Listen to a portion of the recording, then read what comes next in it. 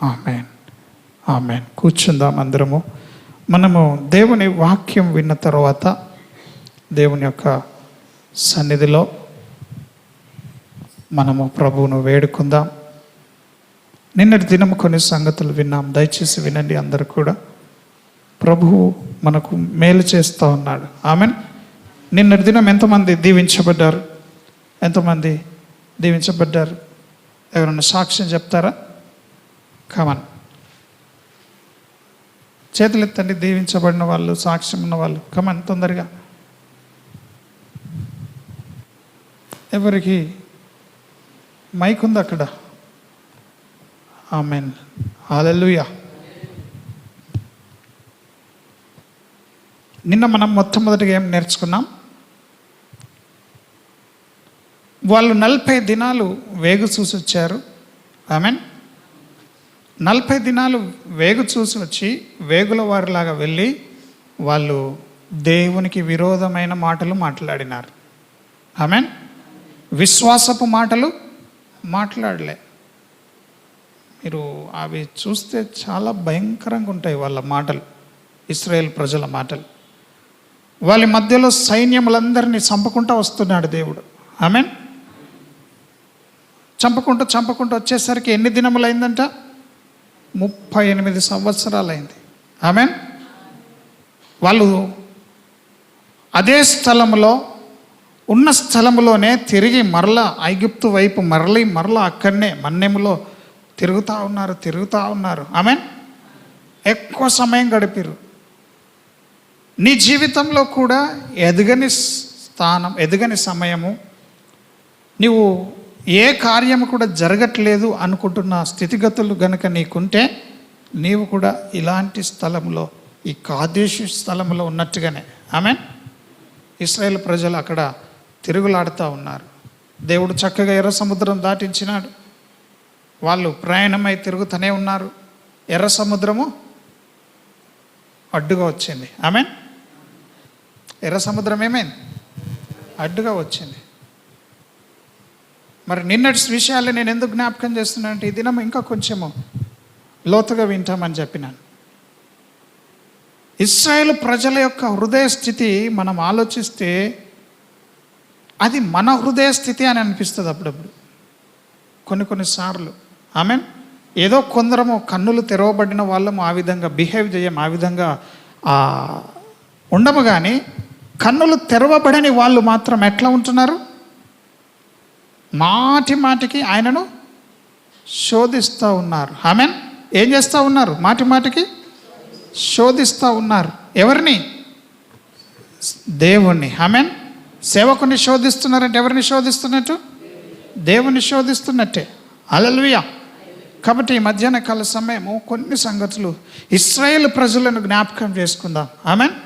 ఇశ్రాయేల్ ప్రజలను ఎందుకు జ్ఞాపకం చేసుకున్నామంటే, కొత్త నిబంధన మరి నిజస్వరూపంగా ఉంటున్నది. ఆమేన్. ఈ నిజస్వరూపానికి నీడ వలె పాత నిబంధన ఉంటున్నది. ఆమేన్. ఛాయ, పాత నిబంధన. మరి ఇప్పుడు ఈ 38 సంవత్సరాలకు ఉన్నటువంటి నిజస్వరూపమైనటువంటి మరి దేవుని పరిశుద్ధాత్మ నడిపింపులో యేసు ప్రభు చేసిన కార్యాన్ని మనం నిన్న జ్ఞాపకం చేసుకున్నాం. ఆమేన్. ఎంతమంది విన్నారు నిన్నటి మాటలు? యోహాను సువార్త 5వ అధ్యాయంలో మనం ఆ మాటలు చూసాము. దాన్ని బట్టి మనము ఛాయ అయినటువంటి నీడలాగా ఉన్నటువంటి పాత నిబంధనలోనికి వెళ్ళవలసి వచ్చింది. ఆమేన్. మరి ఇది బైబిల్ క్లాస్ అనుకోనండి, ట్రైనింగ్ అనుకోనండి, కానీ ఈ దినం దేవుడు మన హృదయాలను కదిలించబోతూ ఉన్నాడు. ఆమేన్. ఆయన మన హృదయాలను ఏం చేయబోతున్నాడు? కదిలించబోతున్నాడు. నీవున్న స్థితి, నీవున్న జీవితము, నీ స్థితిగతులు, నీ దినచర్య అదంతా కూడా మంచి స్థితిలో లేదు. ఆమేన్. అందుకోసమే దేవుడు మనతో మాట్లాడి 3 దినములు దేవుని సన్నిధిలో గడపడానికి సేవకునికి ఆశ పుట్టించినాడు. ఆమేన్. మరి నిజంగా ఇదంతా కూడా దేవుని కార్యమే. ఆమేన్. హల్లెలూయా. తర్వాత మనం ఏం విన్నాము? రాత్రికాల సమయంలో యేసు ప్రభు జీవితంలో నుంచి పెద్దవాళ్లకు లోబడుట విన్నాము. ఆమేన్. తల్లిదండ్రులకు పిల్లలు ఏం కావాలా? లోబడాలా. నీకంటే ఎక్కువ కృప పొందిన వారికి నీవేం కావాలా? లోబడాలా. అంటే నీ స్థానాన్ని తెలుసుకొని నీవు లోబడడం నేర్చుకో. లోబడడం అంటే అప్పచెప్పుకోవడము, సబ్మిట్ చేసుకోవడం. ఆమేన్. హల్లెలూయా. ఇప్పుడు రూతు విషయం విన్నాం. రూతు ఏం చేసింది? అత్తకు ఆమెకు స్వతంత్రం ఉండే, వెళ్ళిపోయి తన జీవితం తాను నూతన జీవితం ప్రారంభించడానికి. ఆమెన్. ఒక కోడలు వెళ్ళిపోయింది, కానీ రెండో కోడలు ఏం చేసింది? పూర్తిగా అత్తకు అప్పచెప్పుకున్నది. ఆమెన్. సో ఈ చిన్న వయసులో ఉన్న ఆమె పెద్ద వయసులో ఉన్నటువంటి తన అత్తకు అప్పచెప్పుకోవడం వల్ల తను ఏమైపోయింది తెలుసా? ఎప్పటికీ గుర్తుండిపోయింది. ఆమెన్. బైబిల్ గ్రంథంలో మరి స్త్రీ అంటేనే రూతును గుర్తు చేసుకోకుండా ఎవరు ఉండరు. హల్లెలూయా. సో ఎవరైతే తమ్మును తాము అప్పచెప్పుకుంటారో, తన నాయకులకు, తన సేవకులకు, తన పైనున్న పెద్దలకు ఎవరైతే అప్పచెప్పుకొని బ్రతుకుతారో, నీ సేవకుని కంటే ఎక్కువ నీకు జ్ఞానం ఉన్నప్పటికీ నీ సేవకునికి నువ్వేం కావాలా? లోబడి ఉండాలని రాత్రికాల సమయంలో విన్నాం. ఆమెన్. యేసుక్రీస్తు జీవితంలో నుంచి మరి ఆ యొక్క మంచి తగ్గింపు స్వభావం విన్నాం. ఆమెన్. ఆయన తన తల్లిదండ్రులకు లోబడి నజరేతు అనే ఊరికి వెళ్ళి అక్కడ వారికి లోబడి జీవించినాడు. అందుకే యేసు ప్రభువు ఏమైపోయాడు? గొప్ప చేయబడ్డాడు. ఆమెన్. దేవుని దయందు, మనుష్యుల దయందు, వయస్సులో, జ్ఞానములో యేసు ప్రభు ఏమైండు? వర్ధిల్లిండు. ఆమెన్. సో మన జీవితంలో ఇంక్రీజ్ అనేది ఉండాలంటే, మన జీవితంలో వర్ధిల్లాలంటే, మనం చేస్తున్న చేతి పని అంతా కూడా వర్ధిల్లాలి అని అంటే మనం ఏం కావాలా? లోబడుట నేర్చుకోవాలా. ఆమెన్. నీ సేవకునికి లోబడాలి, నీ సంఘ పరిచర్యను గౌరవించాలా, పరిశుద్ధాత్మ నడిపింపును ఇష్టపడాలా. ఆమెన్. దావీదు ఏం చేయాలా? పరిశుద్ధాత్మ నడిపింపును ఇష్టపడాలా. హల్లెలూయా. హల్లెలూయా. తిరిగి మరలా ఈ దినము ఉదయము ఈ మొదటి సమావేశంలో మనం నేర్చుకుంటున్నాం యోహాను సువార్త 5వ అధ్యాయం. ఈ దినం కొంచెం సమయం ఇవ్వండి నాకు, నేను ఖచ్చితంగా ఇది మనము ముగింపులోనికి వచ్చేద్దాము. యోహాను సువార్త 5వ అధ్యాయము మొదటి వచనాల నుండి కొన్ని చదువుతా ఉన్నాం ఇక్కడ.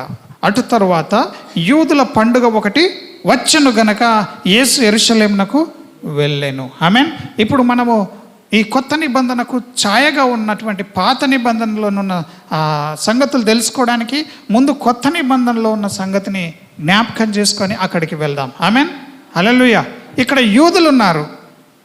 ఎందుకో ఈ యూదులు వీళ్ళు మతస్థులు. ఆమెన్. వీళ్ళు ఏమైనారు?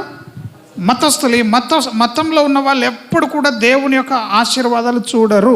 అంత మోసమే, అంత మోసమే. అందరు చెప్పండి, మనం మతంలో లేం, మనం మార్గంలో ఉన్నామని చెప్పండి. అందరూ కూడా మనం యేసు ప్రభు యొక్క మార్గంలో నడుస్తున్నామని చెప్పండి. హల్లెలూయా. అందరు ఉన్నారు. అందరికి అర్థమవుతుందా? మతంలో ఉన్నవాడు దేవుని యొక్క ఆశీర్వాదం ఏది కూడా పొందుకోడు. ఆమెన్. అలవాటు ప్రకారంగా వచ్చేవాడు, పద్ధతి ప్రకారంగా చేసేవాడు, మనుషుల కొరకు బ్రతికేవాడు, మనుషుల పద్ధతులే దేవుని పద్ధతులని బోధించేవాడు, వీళ్ళంతా కూడా మతస్థులు. ఆమెన్. సో అటువంటి బోధ ఉంటే అక్కడి నుంచి పారిపోవాలి మనం. ఆమెన్. ఎవరికి కూడా మనము ఏమి అచ్చి ఉండవద్దు. ఏముండాలా? ప్రేమ తప్ప ఏది కూడా ఉండకూడదు. ఆమెన్. హల్లెలూయా. ఎంతమందికి అర్థమవుతుంది? సో ఇక్కడ వీళ్ళు మతస్థులని మరొకసారి రుజువవుతుంది ఏంటంటే వాళ్ళకి చాలా పండుగలు ఉన్నాయి. పండుగలు. మరి ఇదేం పండుగనో మనకు తెలియదు. ఆమెన్. హల్లెలూయా. ఇక్కడ చూడండి, అటు తరువాత యూదుల పండుగ ఒకటి వచ్చాను. అంటే ఇంకెన్నో ఉన్నాయి యూదులకు పండుగలు. అందులో ఒక పండుగ వచ్చింది. ఆ ఒక్క పండుగ ఎట్లున్నదట? యేసు యెరూషలేమునకు వెళ్ళిండు గనక యేసు యెరూషలేమునకు వెళ్ళిండు. ఆ పండుగ సందర్భంలో యేసు ప్రభు ఏం చేశాడు? ఆ పండుగ సందర్భంలో యెరూషలేమునకు వెళ్ళాడు. హల్లెలూయా. హల్లెలూయా. ఈరోజు మనం కూడా ఈ సహవాస కూడికల్లో అందరం ఇక్కడికి చేర్చబడ్డాం. ఆమెన్. ఇప్పుడు మనల్ని చేర్చింది ఎవరు? పాస్టరా? ఎవరు? దేవుడు. నమ్ముతారా మీరు? దేవుని ఆత్మనే మిమ్మల్ని నడిపించిందని. దేవుడు నడిపించినాడు. ఆమెన్. ఎందుకంటే ఈ సేవకుని కూడా దేవుడే నడిపిస్తూ ఉన్నాడు. సేవకునికి ఆలోచనలు కూడా దేవుడే అనుగ్రహిస్తూ ఉన్నాడు. కాబట్టి ఎవ్వరం కూడా మోసపోకుండా ఈ మధ్యాహ్న కాల సమయం ప్రతి మాటని మనం విలువైనదిగా తీసుకోవాలి. మొట్టమొదటిది, అక్కడ మతస్థులు ఉన్నారు. ఆమెన్. నీ జీవితము మతస్థుల వలె ఉండకూడదు. హల్లెలూయా. యెరూషలేములో గొర్రెల ద్వారము దగ్గర మరి ఆ యొక్క ద్వారములు ఉన్నాయి యెరూషలేమునకు. అందులో ఒక ద్వారము గొర్రెల ద్వారము. ఆ యొక్క గేట్, గొర్రెల గేట్. ఆమెన్. ఆ గేట్ దగ్గర 5 మంటపములు ఉన్నాయంట. చూడండి అక్కడ. ఆమెన్. గొర్రెల ద్వారం దగ్గర హెబ్రీ భాషలో బెతెస్దా అనబడిన ఒక కోనేరు ఉన్నది. ఆమెన్. దానికి 5 మంటపములు కలవు. ఎన్ని ఉన్నాయి? 5 మంటపములు ఉన్నాయి. బెతెస్దా అంటే దయగల ఇల్లు అని అర్థం. బెతెస్దా అంటే ఏంటిది అర్థం? బేతేల్ అంటారు కదా. బేత్ అంటే ఇల్లు, ఏల్ అంటే దేవుడు, దేవుని ఇల్లు. బేతేల్ అంటే దేవుని సంఘము అని అర్థం. ఆమెన్. బెతెస్దా అంటే దయగల ఇల్లు. ఆమెన్. హల్లెలూయా. బేత్ అంటే ఇల్లు, హస్సద్ అంటే దయ. ఆమెన్. బెతెస్దా.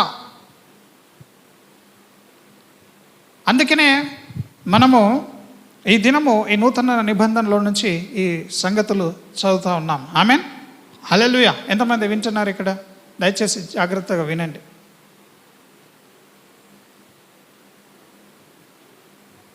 ఎంతమందికి బెత్లెహేమ్ అని తెలుసు? క్రిస్మస్ అప్పుడు ఎక్కువ వింటారు. బెత్లెహేమ్ అంటే అర్థమైంది? రొట్టెల ఇల్లు. ఆమెన్. బేత్ అంటే ఏంది? ఇల్లు. హల్లెలూయా. ఎక్కడైనా గుర్తుంచుకోవాలా. ఏల్ అంటే ఏంటిది? దేవుడని. ఆమెన్. ఏల్ అంటే ఏంటిది? దేవుడు. ఎల్ రోహి అని పాడుతున్నాం. ఎల్ రోహి. రోహి అంటే కాపరి. ఏల్ అంటే దేవుడు. దేవుడు నా కాపరి, నిన్ను చూస్తాడు. ఆమెన్. హల్లెలూయా. ఎంతమందికి అర్థమవుతుంది? ఇక్కడ బెతెస్దా అనే ఒక కోనేరు ఉన్నది. అంటే ఒక నీళ్లకు అవసరమైనప్పుడు నీళ్లు తీసుకోవడానికి మరి అక్కడ ఒక కోనేరు ఉన్నది. ఆ కోనేరు దగ్గర 5 మంటపములు ఉన్నాయి. మంటపములు అంటే ఇప్పుడు మనం రేకుల షెడ్ వేస్తాం కదా. ఎక్కడన్నా పూజలు చేసే వాళ్ళ కొరకు అక్కడ వస్తారు పోతారని వాళ్ళకి నీడకి ఏం చేస్తాం? రేకుల షెడ్ వేస్తామా? అట్లా ఎన్ని ఉన్నాయి అక్కడ? 5 ఉన్నాయి. ఆమెన్. తర్వాత అక్కడ మనం చూద్దాం. ఆయా సమయములకు దేవదూత కోనేటిలో దిగి నీళ్లు కదిలించుట కలదు. ఆమెన్. నీళ్లు కదిలించుట కలదు. మనం అందరం ఇక్కడ అర్థం చేసుకోవాలి ఒక మాట. అది కలదు అంతే. అది నిజమో కాదో ఎవరికి తెలియదు. అక్కడున్న యూదా మతస్థులు, యూదులు ఏం చేశారు? వాళ్ళకు కొంచెం పలుకుబడి పేరు ఉండాలి అని చెప్పేసి అక్కడ ఈ కోనేరులో ఎప్పుడో ఒకప్పుడు దేవదూత వస్తుంది, నీళ్లు కదిలిస్తుంది, మీరు అందులో దిగితే మీరు బాగవుతారని చెప్పేసి అక్కడ ప్రకటన చేసినారు. ఆమెన్. మరి ఆ యొక్క ఆనవాయితీ నడుస్తున్నది. యోహాను కూడా రాస్తూ ఇక్కడ ఈ యొక్క యోహాను సువార్తలో ఆయన ఏమి చెప్తున్నాడంటే అట్లా ఒక మాట ఉన్నది. ఎక్కడ? గొర్రెల ద్వారం దగ్గర ఒక కోనేరు ఉన్నది. ఆ కోనేరులో రోగంలో ఉన్నోళ్ళు వెళ్ళి ఎప్పుడైనా దేవదూత వచ్చి అక్కడ కదిలిస్తే అక్కడ బాగైపోతారన్న ఒక మాట వినబడుతున్నది. అంతే, అంత మట్టుకే. అదొక మూఢనమ్మకం లాగా అయిపోయింది అక్కడ ఉన్న ప్రజలకి. ఏమైపోయింది? ఒక మూఢనమ్మకం లాగా అయిపోయింది. మనం ఆలోచన చేస్తే అక్కడ మరి అద్భుతములు జరుగుతున్నాయని అనేకులు వచ్చి అక్కడ ఉంటున్నారు. ఆమెన్. అయితే ఆ దేవదూత ఎప్పుడైతే వచ్చి ఆ నీళ్లు కదిలిస్తున్నదో ఆ నీళ్లు కదిలిస్తున్నప్పుడు మొట్టమొదటిగా ఎవడు దిగుతాడో వాడు స్వస్థత పొందుతాడు. వాడికి ఎటువంటి రోగం ఉన్నప్పటికీ వాడు స్వస్థత పొందుతాడు. ఆమెన్. ఇక్కడ చూడండి మరలా. దిగి నీళ్లు కదిలించుట కలదు, నీరు కదిలించబడిన పిమ్మట మొదట ఎవడు దిగునో వాడు ఎట్టి వ్యాధి గలవాడైనను బాగుపడును. ఎట్టి వ్యాధి గలవాడైనను బాగుపడును. ఆమెన్. మరి అక్కడ బాగుపడినటువంటి స్థితిగతులు రికార్డ్స్ మనకేమి లేవు, కానీ అక్కడనైతే ఒక దూత వస్తున్నది. ఆమెన్. ఆ దూత వచ్చి నీటిని కదిలిస్తూ ఉన్నది. కదిలించినప్పుడు ముందు ఎవడైతే నీటిలో దిగుతాడో వాడే ఆరోగ్యము పొందుతూ ఉన్నాడు. ఆమెన్. అమ్మ శారమ్మకు అర్థమవుతుందా? యేసు ప్రభు భూమి మీద ఉన్నప్పుడు అక్కడ యెరూషలేములో ఒక పండుగ అయినప్పుడు ఆ యెరూషలేం దగ్గరికి వెళ్ళినప్పుడు ఆ ద్వారం, గొర్రెల ద్వారం దగ్గర ఒక కోనేరు ఉన్నది. ఆ కోనేట్లో సంవత్సరానికో 2 నెలలకో 3 నెలలకో 5 నెలలకో ఏదో ఒక సమయాల్లో ఒక దూత వచ్చి నీళ్లు కదిలిస్తుంది. కదిలించినప్పుడు అక్కడున్న రోగులు ఎవరు ముందు దిగుతారో వాళ్ళు మొదట దిగినోడు ఏమవుతాడు? ఏ రోగమున్నా బాగైపోతాడు. ఇది అక్కడ ఒక ఉన్నటువంటి మాట. ఆమేన్. అయితే యేసు ప్రభు ఆ స్థలానికే వెళ్ళినాడు. మరి అదే స్థలానికి ఎట్లా వెళ్ళినాడు? పరిశుద్ధాత్మ నడిపిస్తూ ఉన్నది. ఆమేన్. వింటున్నారా లేదా? రిప్కమ్మ వింటున్నావా? యేసు ప్రభుకి యెరూషలేములో ఇంకేం దొరకలేవా? అదే స్థలానికి ఎందుకు వెళ్ళాడు? దేవుని ఆత్మ నడిపింపులో ఆయన ఉంటున్నాడు. ఆమేన్. ఆయన నిన్న విన్నాం, 100కి 100 రూపాయలు దేవుడు, 100కి 100 రూపాయలు మనిషి. ఆయన మనిషిలాగా 100కి 100 రూపాయలు ఉన్నాడు కాబట్టి ఆయన ఆత్మ నడిపింపులో పరిశుద్ధాత్ముడు ఎక్కడ నడిపిస్తే అక్కడనే వెళ్తున్నాడు.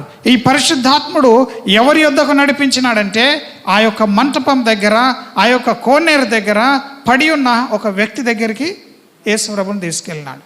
యేసుప్రభుని తీసుకెళ్ళిన తర్వాత వినండి, అక్కడ ఆ వ్యాధి ఎట్టివాడైనను బాగుపడతారు. ఆమేన్. గనుక ఆ మంటపంలలో రోగులు ఉన్నారు. ఎవరు? రోగులు. ఆ షెడ్ల కింద ఎవరున్నారు? రోగులు ఉన్నారు. అందరు గట్టిగా చెప్పాలి, చదువు రాదని ఎవరు అనుకోవద్దు. ఇవి మీకోసం ఇన్నిసార్లు రిపీట్ చేస్తున్నా, ఇన్నిసార్లు మరలా చెప్తున్నందుకు అర్థం చేసుకోవాలి. ఆమేన్. ఆ రేకుల కింద ఎవరెవరున్నారు? రోగులు ఉన్నారు, గుడ్డివారు ఉన్నారు, కుంటివారు ఉన్నారు, ఊచకాలు చేతులు గలవారు గుంపులుగా పడి ఉన్నారు. గుంపులుగా పడి ఉన్నారు. ఆమేన్. ఆ కోనేరు దగ్గర ఉన్న తమాష అంతా యేసుప్రభు చూసినప్పటికీ ఆయన ఆత్మ ప్రేరేపణ చేత పరిశుద్ధాత్మను నడిపించినట్టుగా ఒక్కొని దగ్గరికి మాత్రం వెళ్ళినాడు. ఆమేన్. అందరి దగ్గరికి వెళ్ళాడా? వెళ్ళలే.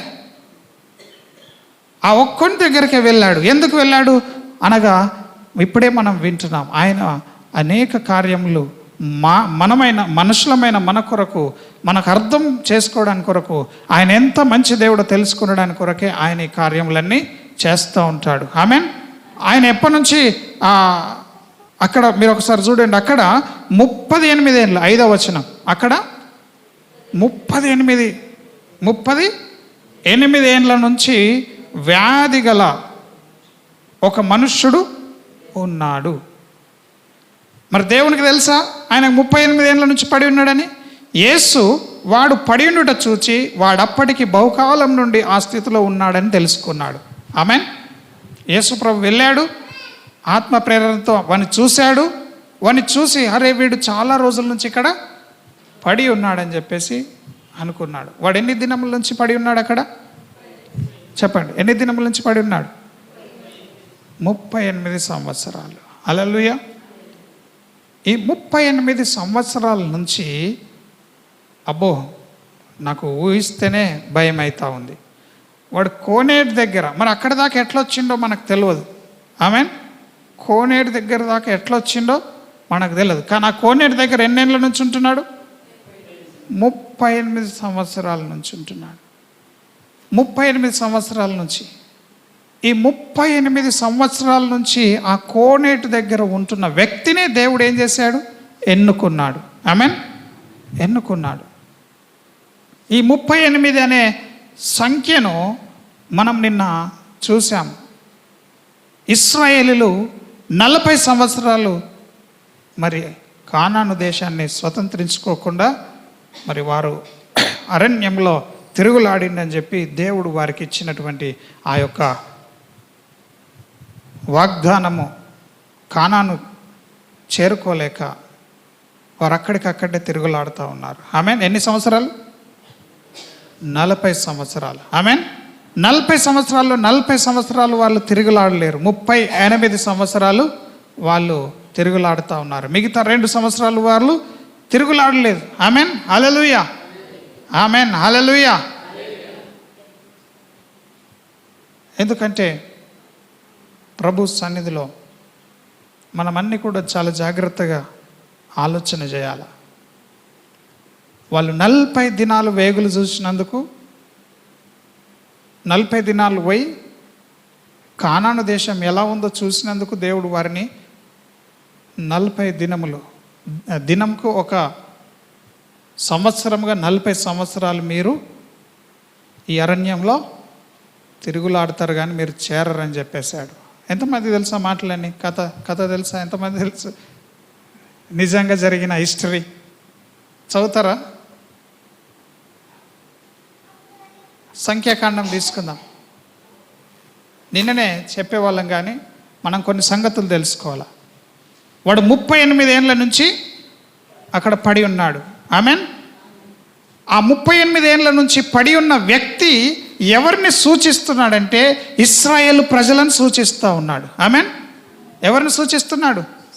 దేవుని నమ్మిన బిడ్డలను సూచనగా ఉంటున్నాడు. 38 ఏళ్ళ నుంచి వాడు అక్కడ పడి ఉన్నాడు. అలాగే దేవుని సంఘము కూడా అలాగే ఏ పనులు చేయకుండా అట్లాగా పడి ఉన్నది. హల్లెలూయా. దేనికి పనికిరాని స్థితిలో దేవుని సంఘము పడి ఉంటా ఉన్నది. ఇప్పుడు దేవుని ప్రజలు బలమైన వాళ్ళంటే వాళ్ళు ఉట్టిగా ఎడారిలో అరణ్యంలో తిరుగుతూ ఉన్నారు. ఎంతో బలమైన వాళ్ళు, ఎంతో దేవుని కృప ఉన్నది వారికి. కానీ వాళ్ళు ఎక్కడ వ్యర్థముగా సంవత్సరాలు అక్కడ తిరుగుతూ ఉన్నారు. ఆమెన్. హల్లెలూయా. వీడిని పరిశుద్ధాత్ముడు ఎన్నుకున్నాడు. కాకపోతే వాడు అప్పటికే ఎన్ని సంవత్సరాలు అయింది అక్కడ? 38 సంవత్సరాలు. హల్లెలూయా. ఈ వ్యాధి కలిగినటువంటి వ్యక్తి ఎవరిని సూచిస్తున్నాడు అని అంటే దేవుని నమ్మిన బిడ్డల్ని సూచిస్తూ ఉన్నాడు, ఇశ్రాయేలు ప్రజల్ని. ఆమెన్. ఆ లేచి నడవలేని స్థితిలో సంఘం ఉంటున్నదని మనం అర్థం చేసుకోవాలి ఈ దినం. ఆమెన్. లేచి నడవలేని స్థితిలో సంఘం ఉంటున్నది. ఎప్పటిదాకా వాడు నడవలేకపోయాడు? ఎన్ని దినముల దాకా నడవలేకపోయాడు? 38 సంవత్సరాలు నడవలేకపోయాడు. ఆమెన్. కాబట్టి ఈ జీవితంలో, ఈ సమయంలో, ఈ యొక్క మీటింగ్స్ వలన ఇప్పటి నుంచి మనము అందరము యేసు నామములో మన పరిపెత్తుకొని నడుస్తాం. ఆమెన్. వాడు ఎంతకాలం నడవలేడు? 38 ఏళ్ళు నడవలేకపోయాడు. మరి ఈ దినం మనకు దేవుడు ఈ మీటింగ్లో ఆ ప్రత్యక్షత ఎందుకు ఇస్తున్నాడంటే ఇప్పటిదాకా మనం నడవలేక అలాగే పడి ఉన్నాం. అన్నీ ఉన్నాయి, టాలెంట్ ఉంది, దేవుని కృప ఉంది, దేవుని పిలుపు ఉంది, దేవుడిచ్చిన సమస్తం అన్నీ ఉన్నాయి. కానీ మనము ఎక్కడున్నామో అక్కడనే, ఏ అరణ్యంలో తిరుగుతున్నామో అదే అరణ్యం, ఏ ప్రాబ్లమ్స్లో ఉంటున్నామో అదే ప్రాబ్లం. ఆమెన్. వచ్చిందే మళ్ళీ వస్తుంది మన జీవితాల్లో. హల్లెలూయా. ఎంతమందికి అర్థమవుతుంది? ముందుకెళ్తున్నామా? ముందుకెళ్ళట్లేదు. మనము అలవాటు పడిపోయినాం. ఈ 38 ఏళ్ళు వాడు అక్కడ అలవాటు పడిపోయాడు. వాడికి అన్నం ఎట్లా వస్తుంది? వాడిని ఎవడు స్నానం చేపిస్తున్నారు? వాడికి ఎవరు అన్ని చూసుకుంటున్నారు? 38 ఏళ్ళ నుంచి పడి ఉన్నాడు. ఊరికైనా ఉంటాడా? మంచోడు కూడా 38 ఏళ్ళు ఒకటే బెడ్లో ఒకటే దగ్గర ఉంటే వాడు 2 రోజులకే చచ్చిపోతాడా లేదా?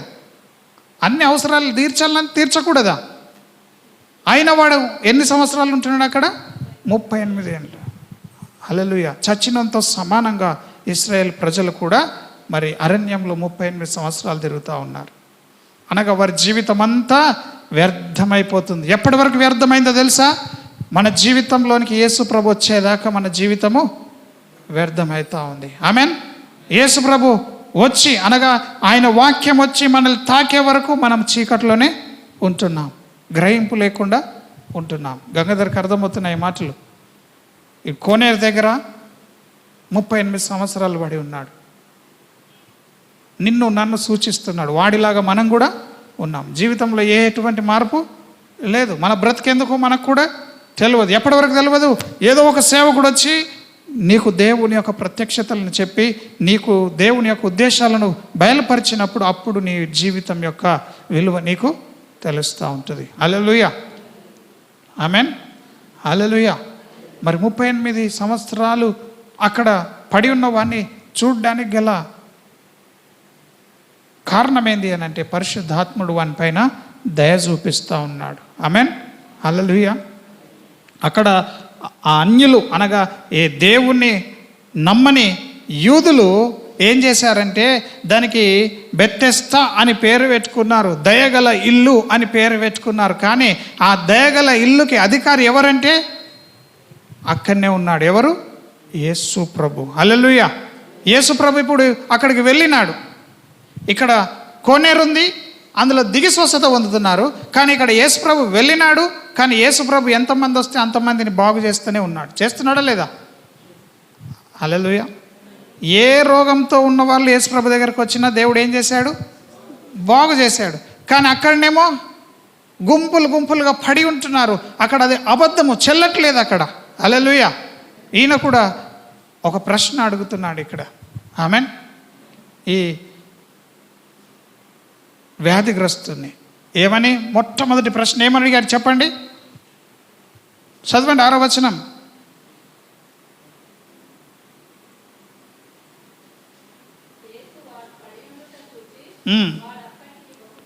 బహుకాలం నుండి ఆ స్థితిలో ఉన్నాడని ఎరిగి స్వస్థపడగోరుచున్నావా అని అడిగాడు. ఆమెన్. ఇంకా అలవాటు అయిపోయింది కదా. కొందరు అంటారు, ఒకరోజు ఒక తల్లి, వృద్ధాప్యంలో ఉన్న తల్లిని, యేసు ప్రభు మంచి దేవుడమ్మా, యేసు ప్రభు అంత విశ్వాసం ఉంచంటే సచ్చేయడానికి నాకెందుకు అని అన్నది. హల్లెలూయా.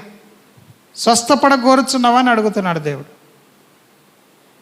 కొందరికి స్వస్థపడము ఇష్టం ఉండదని అడుగుతున్నాడు. హల్లెలూయా.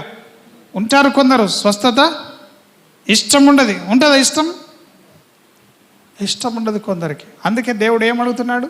స్వస్థపడగోరుచున్నావా అని అంటే, నేను స్వస్థపడగోరుచున్నానని చెప్తలేడు వాడు ఉల్టా తన ఆశను, తన యొక్క కోరికను చెప్తా ఉన్నాడు. ఏమని?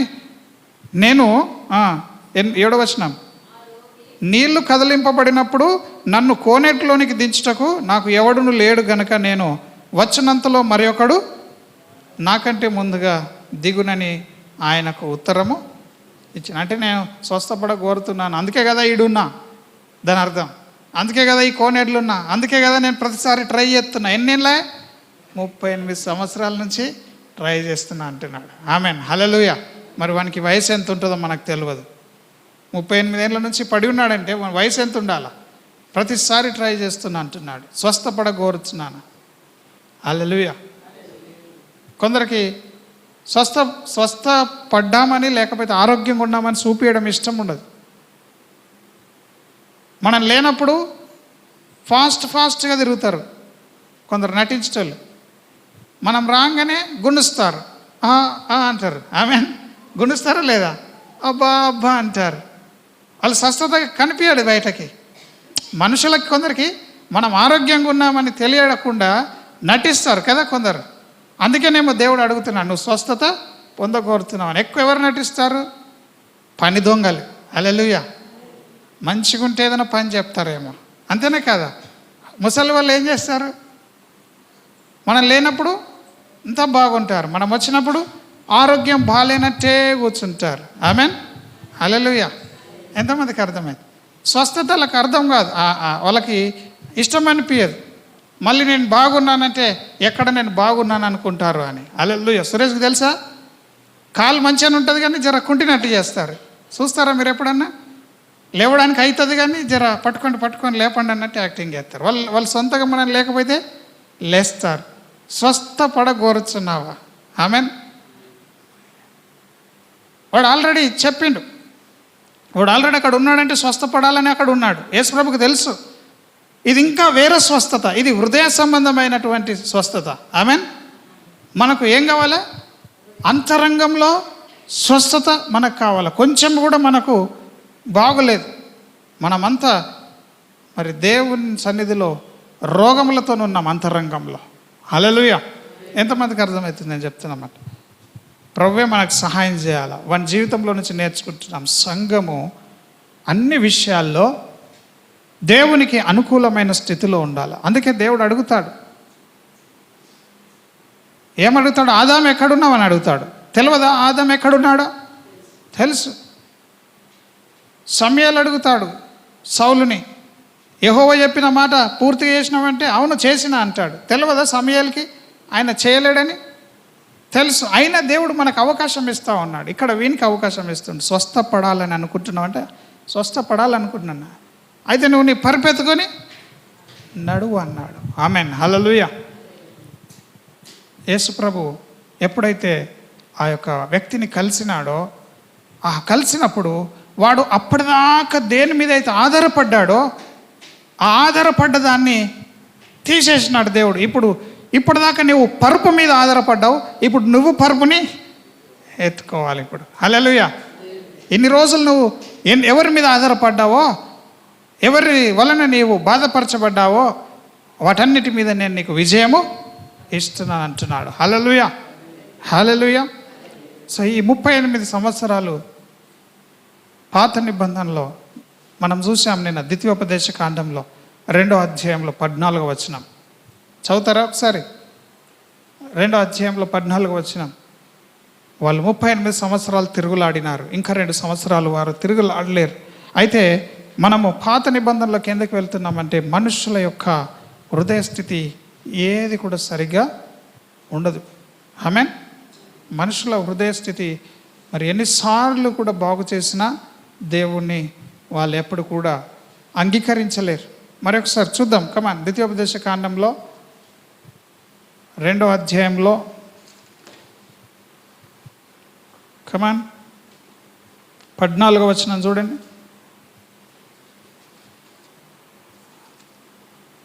ఏమని ఉన్నది అక్కడ? కాదేశ్. అక్కడనే ఉండిపోయారు అన్నట్టు వీళ్ళు. చాలా అక్కడ నుండి తిరుగులాడుతా వాళ్ళు ఒక రియలైజేషన్కి వచ్చారు. అబ్బా, మనము అక్కడి నుంచి ఇక్కడ దాకా వచ్చేసరికి, నడుచుకుంటూ వచ్చేసరికి 38 సంవత్సరాలు అయింది.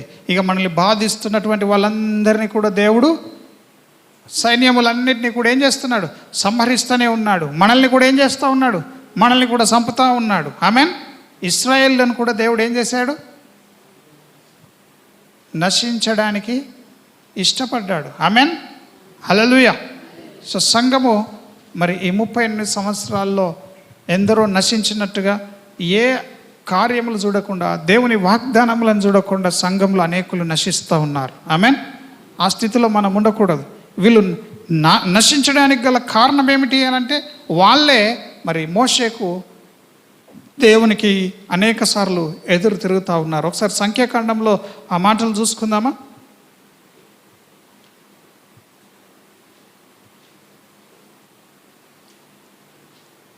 ఎన్నిసార్లు మోషేని వాళ్ళు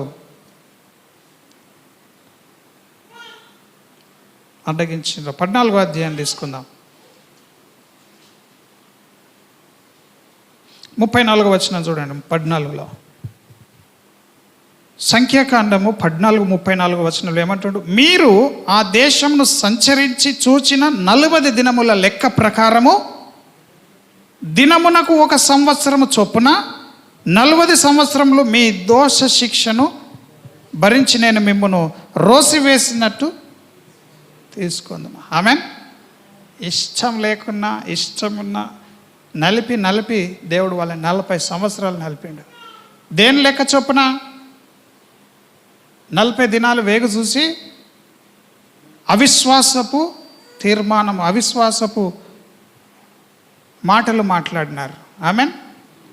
ఇవన్నీ మనము తర్వాత నేర్చుకుందాం. అయితే ఇక్కడ మనం నేర్చుకుంటున్న సంఘానికి గురించినటువంటి పాఠం ఏంటంటే ఇప్పటి వరకు మనము ఏమీ కూడా చేయకుండా పడి ఉన్న స్థితిలో నుండి దేవుడు మనల్ని లేపబోతున్నాడు. ఆమెన్. ఈ 3 దినాల ప్రార్థన వలన మనకు కలుగుతున్న లాభం ఏమిటి? మనము దేవుని సన్నిధిలో ఎలా ఉంటున్నామంటే ఆయన రాజ్యాన్ని కట్టడానికి కొరకు. ఆమెన్. ఆయన రాజ్యాన్ని ఈ భూమి మీద స్థాపించడానికి కొరకు ఆయన మనల్ని కూడా ఏం చేస్తున్నాడంటే మనమున్న స్థితిలో నుండి మనల్ని బాగు చేస్తూ ఉన్నాడు. హల్లెలూయా. ఎంతమంది వింటున్నారు? ఎంతమందికి అర్థమవుతుంది? ఇశ్రాయేలు ప్రజలు, ఇది చాలా చాలా పెద్ద స్టోరీ అయినప్పటికీ మనం ఇక్కడ కొన్ని సంగతులు ధ్యానిస్తే మనం నేను ఒక మాట విన్నాం. మోషే వాళ్ళని మీద తిరగబడుతున్నప్పుడు నాకెందుకు ప్రార్థన చేస్తున్నావు? నీ చేతిలో ఉన్న కర్రను సముద్రం వైపు చాపు అన్నాడు. ఆమెన్. సముద్రం వైపు చాపగానే సముద్రము పాయలైపోయిందా? చెప్పండి. దానికి సమయం ఎంత పట్టింది? తూర్పు గాలి వచ్చి సముద్రాన్ని 2 పాయలుగా చేయడానికి, పచ్చిగా ఉన్న నేలను ఆరిన నేలగా, తడి నేలను పొడి నేలగా మార్చడానికి బలమైన గాలి వీస్తే తప్ప ఆ కార్యమంతా జరగలేదు. ఆమెన్. ఏదో ఇట్లా చేతిలో కట్టెత్తగానే మొత్తం ఆరిన నేల అయిపోయిందని మనం అనుకుంటాం. హల్లెలూయా. ఒకసారి నిర్గమకాండం తీసుకుందాం. నిన్న మనం ఆ మాటలు చదువుకోలేకపోయినాము. నేను ఎందుకు ఈ మాటలు చెప్తున్నానంటే, ఇంత గొప్ప కార్యములు సంఘములు దేవుడు చేస్తూ ఉంటే సంఘము మాత్రం ఏ స్థితిలో ఉందో అదే స్థితిలో ఉంటున్నది. ప్రార్థించే స్థితిలో, ఉపవాసం ఉండే స్థితిలో, ఎదగలేని పరిస్థితుల్లో మనం చూస్తూ ఉన్నాం. హల్లెలూయా. 14వ అధ్యాయం తీశారా? అందులో 21వ వచనం చూడండి. మోషే సముద్రం వైపు తన చెయ్యి చాపగా యెహోవా ఆ రాత్రంతా ఎంత టైం పట్టింది?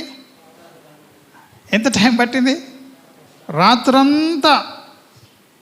హల్లెలూయా. ఉట్టిగానే ఎర్ర సముద్రం పాయలైందా?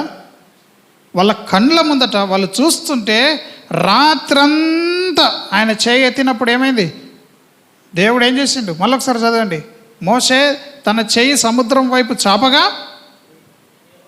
యెహోవా ఎవరు చేశారు? ఈయన చేయెత్తాలి, దేవుడు కార్యము చేయాలి. అమ్మా, ఏది కూడా అంత ఈజీగా జరగలే. చేయెత్తగానే బలమైనటువంటి గాలిని దేవుడు పంపించి ఆ రాత్రంతా కూడా ఏం చేశాడు? బలమైన తూర్పు గాలి చేత సముద్రమును తొలగించి దానిని ఆరిన నేలగా చేశాడు. ఆమెన్. ఏం చేశాడు దేవుడు? మోషే కర్రెత్తితే జరిగిందా? హల్లెలూయా. శారీరకంగా మనం చేస్తాము, ఆత్మీయకంగా దేవుడు కార్యములు చేస్తాడు. నువ్వు శరీరంలో చేసే ప్రతి కదలికకి ఆత్మీయ స్థితిలో కార్యములు జరుగుతూ ఉంటాయి. హల్లెలూయా. అప్పుడు మనుషులు ఏమంటున్నారు ఇక్కడ చూడండి. 11వ వచనం చూడండి.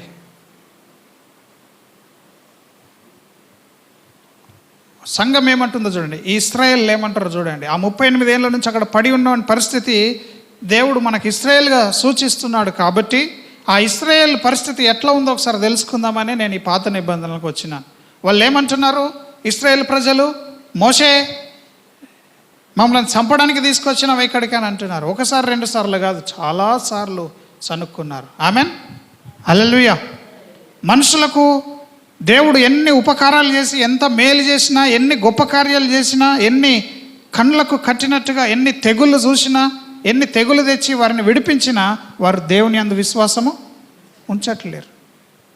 ఐగుప్తు దేశం నుండి అందరు వెళ్ళిపోయేటప్పుడు ఐగుప్తులో మెడలో ఉన్న బంగారం కూడా గుంజుకొని ఒలుసుకొని సంతోషంగా ఇశ్రాయేల్ ప్రజలు బయలుదేరి వెళ్ళిన తర్వాత దేవుడు ఏం చేశాడు? ఫరో హృదయాన్ని కఠినం చేశాడు. హల్లెలూయా. ఇశ్రాయేల్ ప్రజల్ని పొమ్మని చెప్పినారు. ఫరో రాజు యొక్క హృదయాన్ని దేవుడు కఠినపరిచినప్పుడు మరలా ఐగుప్తు సైన్యము పంపబడినటువంటి ఇశ్రాయేల్ ప్రజలను వెంబడిస్తూ వాళ్ళ వెనకాల వాళ్ళని తరుముతూ ఉన్నారు. హల్లెలూయా. అప్పుడు సేవకుని మీద సనుక్కుంటున్నారు. ఏం మోషే, నువ్వు రాకున్నా బాగుండేది, మమ్మల్ని బయటకు తీసుకొచ్చిన ఇప్పుడు ఇశ్రాయేల్ సైన్యము, ఐగుప్తు సైన్యం మమ్మల్ని వెంటాడుతున్నది అని అంటున్నారు. దావీదు నాన్న, ఏ సైన్యం వెంటాడుతుంది? ఐగుప్తు సైన్యం. హల్లెలూయా. ఐగుప్తు సైన్యము ఇశ్రాయేలును వెంటాడుతుంది. అలాగే యేసు ప్రభువు నమ్మిన తర్వాత కూడా మనకు కష్టాలు వస్తే మనం ఏం చేస్తాం? మరలా సేవకుల మీదనో మనుషుల మీదనో సనుక్కుంటాం. ఇక్కడ వీళ్ళు చేస్తున్న పని సనుక్కోవడం. కొందరికి అదే పని సనుగుడు. వాళ్ళ మైండే సెట్టింగ్ ఏంటిది? సనుగుడు. ఈ ఇశ్రాయేల్ ప్రజలు ఈ సనుగుడు నుంచి విడుదల పొందడం కొరకు దేవుడు అనేక పర్యాయములు ప్రయత్నించండు, కానీ సనుగుడు వాళ్ళలో నుండి పోలేదు. ఆమెన్.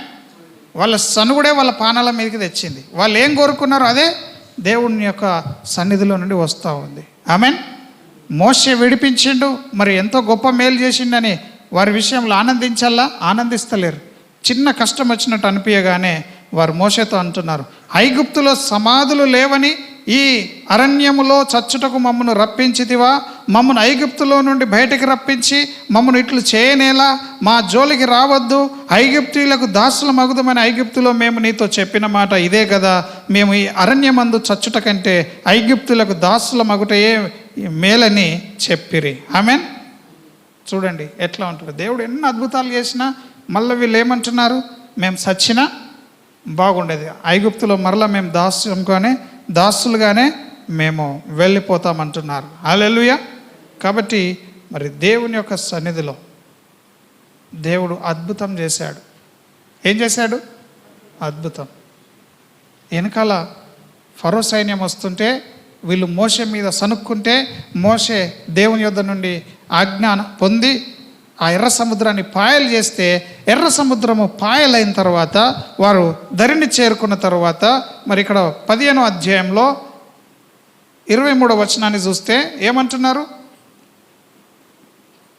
22వ వచనం, మోషే ఎర్ర సముద్రం నుండి జనులను సాగచేయగా వారు షూరు అరణ్యంలోకి వెళ్ళి దానిలో 3 దినములు నడిచిరి. అచ్చట వారికి నీళ్లు దొరకలేదు. అంతలో వారు మారాకు చేరిరి. మారా నీళ్లు చేదైనవి గనుక వారు ఆ నీళ్లు తాగలేకపోయిరి. ఆమెన్. నీళ్లు లేవు. అప్పుడు సైన్యం ఏమంటారు? ఇప్పుడు తాగడానికి నీళ్ళు లేవు. ఇప్పుడు ఏమంటారు? అందువలన దానికి మారాను పేరు కలిగాను. ప్రజలు మేమేమి త్రాగుదుమని మోషే మీద సనుక్కున్నారు. ఆమెన్. ఏం చేసిర్రు? సనుక్కున్నారు. అప్పుడే గొప్ప అద్భుతం చూసిర్రు. మీ కళ్ళ ముందట సముద్రము దేవుడు పాయలు చేస్తే మీరు వెంటనే పాస్టర్ని తిడతారా? తిట్టారు. ఎందుకంటే దేవుడు ఉన్నాడ్రా బాబు, అద్భుతం చేసింది. కానీ ఈ ప్రజలు ఎట్లున్నారంటే ఈ 38 సంవత్సరాల మనిషి ఎట్లయితే పడి ఉన్నాడు ఒకటే స్థానంలో, అదే విధంగా ఉన్నారు. వాళ్ళకి ఎన్ని చెప్పినా మరి చాలా చోట్ల మేము చచ్చినా బాగుంటుంది అని అంటారు. అందరు కూడా సనుక్కుంటూ ఎక్కడ చూసినా వాళ్ళు చావునే కోరుకుంటారు. ప్రతిదానికి అనేక చోట్ల నేను మీకు చూపిద్దాం అనుకున్నాను, కానీ మరి ఇంకా చాలా చోట్ల అదే మాటను వారు దేవుని దృష్టికి తీసుకొస్తూ ఉంటారు. హల్లెలూయా. ఒక దగ్గర నిర్గమకాండంలోనే దేవునికి విసుకొచ్చేస్తుంది, ఇంకా వీళ్ళను ఎంతకాలం నేను సహిస్తానని చెప్పేసి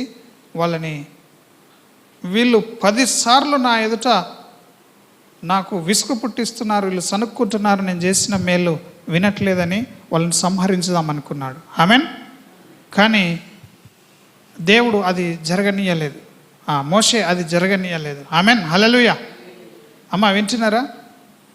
మీకు ఇది మీ హృదయంలో అర్థం కావాలంటే ఈ చేదు నీళ్ళు తాగలేకపోతున్నామంటే దేవుడు వెంటనే అక్కడ ఒక చెట్టు చూపించి ఆ కొమ్మని తీసి ఆ నీళ్ళలో వేయమన్నప్పుడు ఆ నీళ్ళు ఏమైపోయినాయి? మధురంగా మారిపోయినాయి. కానీ ఆ కొద్దిసేపు కూడా వాళ్ళకి ఓపిక లేదు. వాళ్ళు వెంటనే సనుగుడు ప్రారంభించేసినారు. చాలా చోట్ల సనుగుడు ఉంటే ఒకసారి దేవుడు భూమి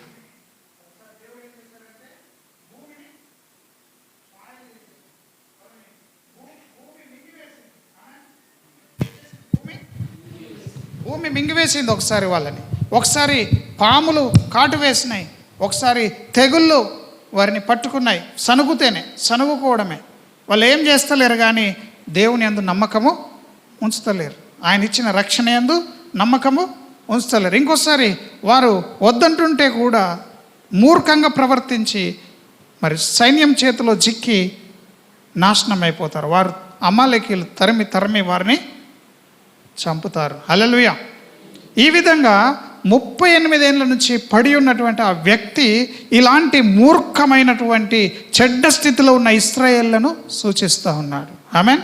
ఇశ్రాయేల్ అంటే కొంచెమన్నా అర్థమైందా? ఆ 38 ఏళ్ళు అక్కడ పడి ఉన్న వ్యాధిగ్రస్తుడు ఎవరిని సూచిస్తున్నాడు? యేసు ప్రభు యందు నమ్మకం లేని యేసు ప్రభు బిడ్డ. హల్లెలూయా. ఇశ్రాయేల్ ప్రజలు ఎవరు? దేవుని ప్రజలే, కానీ దేవుణ్ణే నమ్ముతలేరు. ఈ మాట మీకు అర్థం కావడం కొరకు ఇవన్నీ కూడా తీసుకొని రావడం జరిగింది. వాళ్ళు నశించే వరకు కూడా దేవుని యందు విశ్వాసము ఉంచలేరు. చివరికి దేవుడు ఎవరెవరైతే ఆయన యందు విశ్వాసం ఉంచలేరో వాళ్ళందరినీ కూడా నాశనము చేసినాడు. హల్లెలూయా. చూడండి, ఈ సమయంలో 38 సంవత్సరాలు అయిపోయినాయి. ఇంకా 2 సంవత్సరాలు ఉన్నాయి. ఆ 2 సంవత్సరాల్లో మన ఇశ్రాయేలు కానాను దేశం స్వతంత్రించుకున్నట్టుగా ఈ సమయంలో ఆ వ్యాధిగ్రస్తుని యేసు ప్రభువు దగ్గరికి వెళ్ళినాడు. హల్లెలూయా. ఎందుకు ఇవన్నీ కూడా ఆత్మ సంబంధమైనవిగా మనం నేర్చుకుంటున్నామంటే అక్కడున్న 5 మంటపములు కూడా 5 అనే సంఖ్య దేవుని యొక్క దయనే సూచిస్తున్నది. ఆమెన్. దేవుని యొక్క కృపనే సూచిస్తూ ఉన్నది. సో దేవుని కృప పొందిండు వాడు.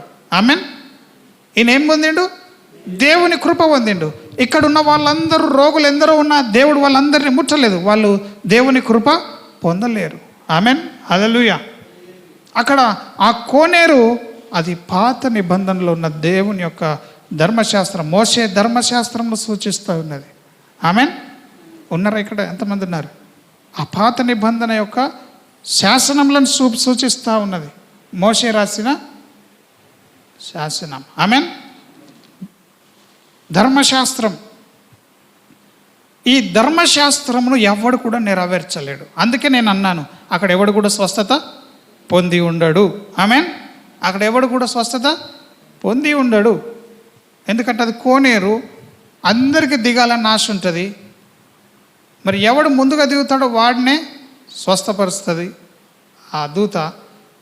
మరి ఇక్కడ స్వస్థత ఎట్లా వస్తుందంటే, నీవు దిగితేనే నీకు స్వస్థత. ఆమెన్. నీవు దిగితేనే నీకు స్వస్థత. ధర్మశాస్త్రం ఎవరైనా నెరవేర్చిన వాళ్ళు ఉన్నారా ఇప్పటివరకు?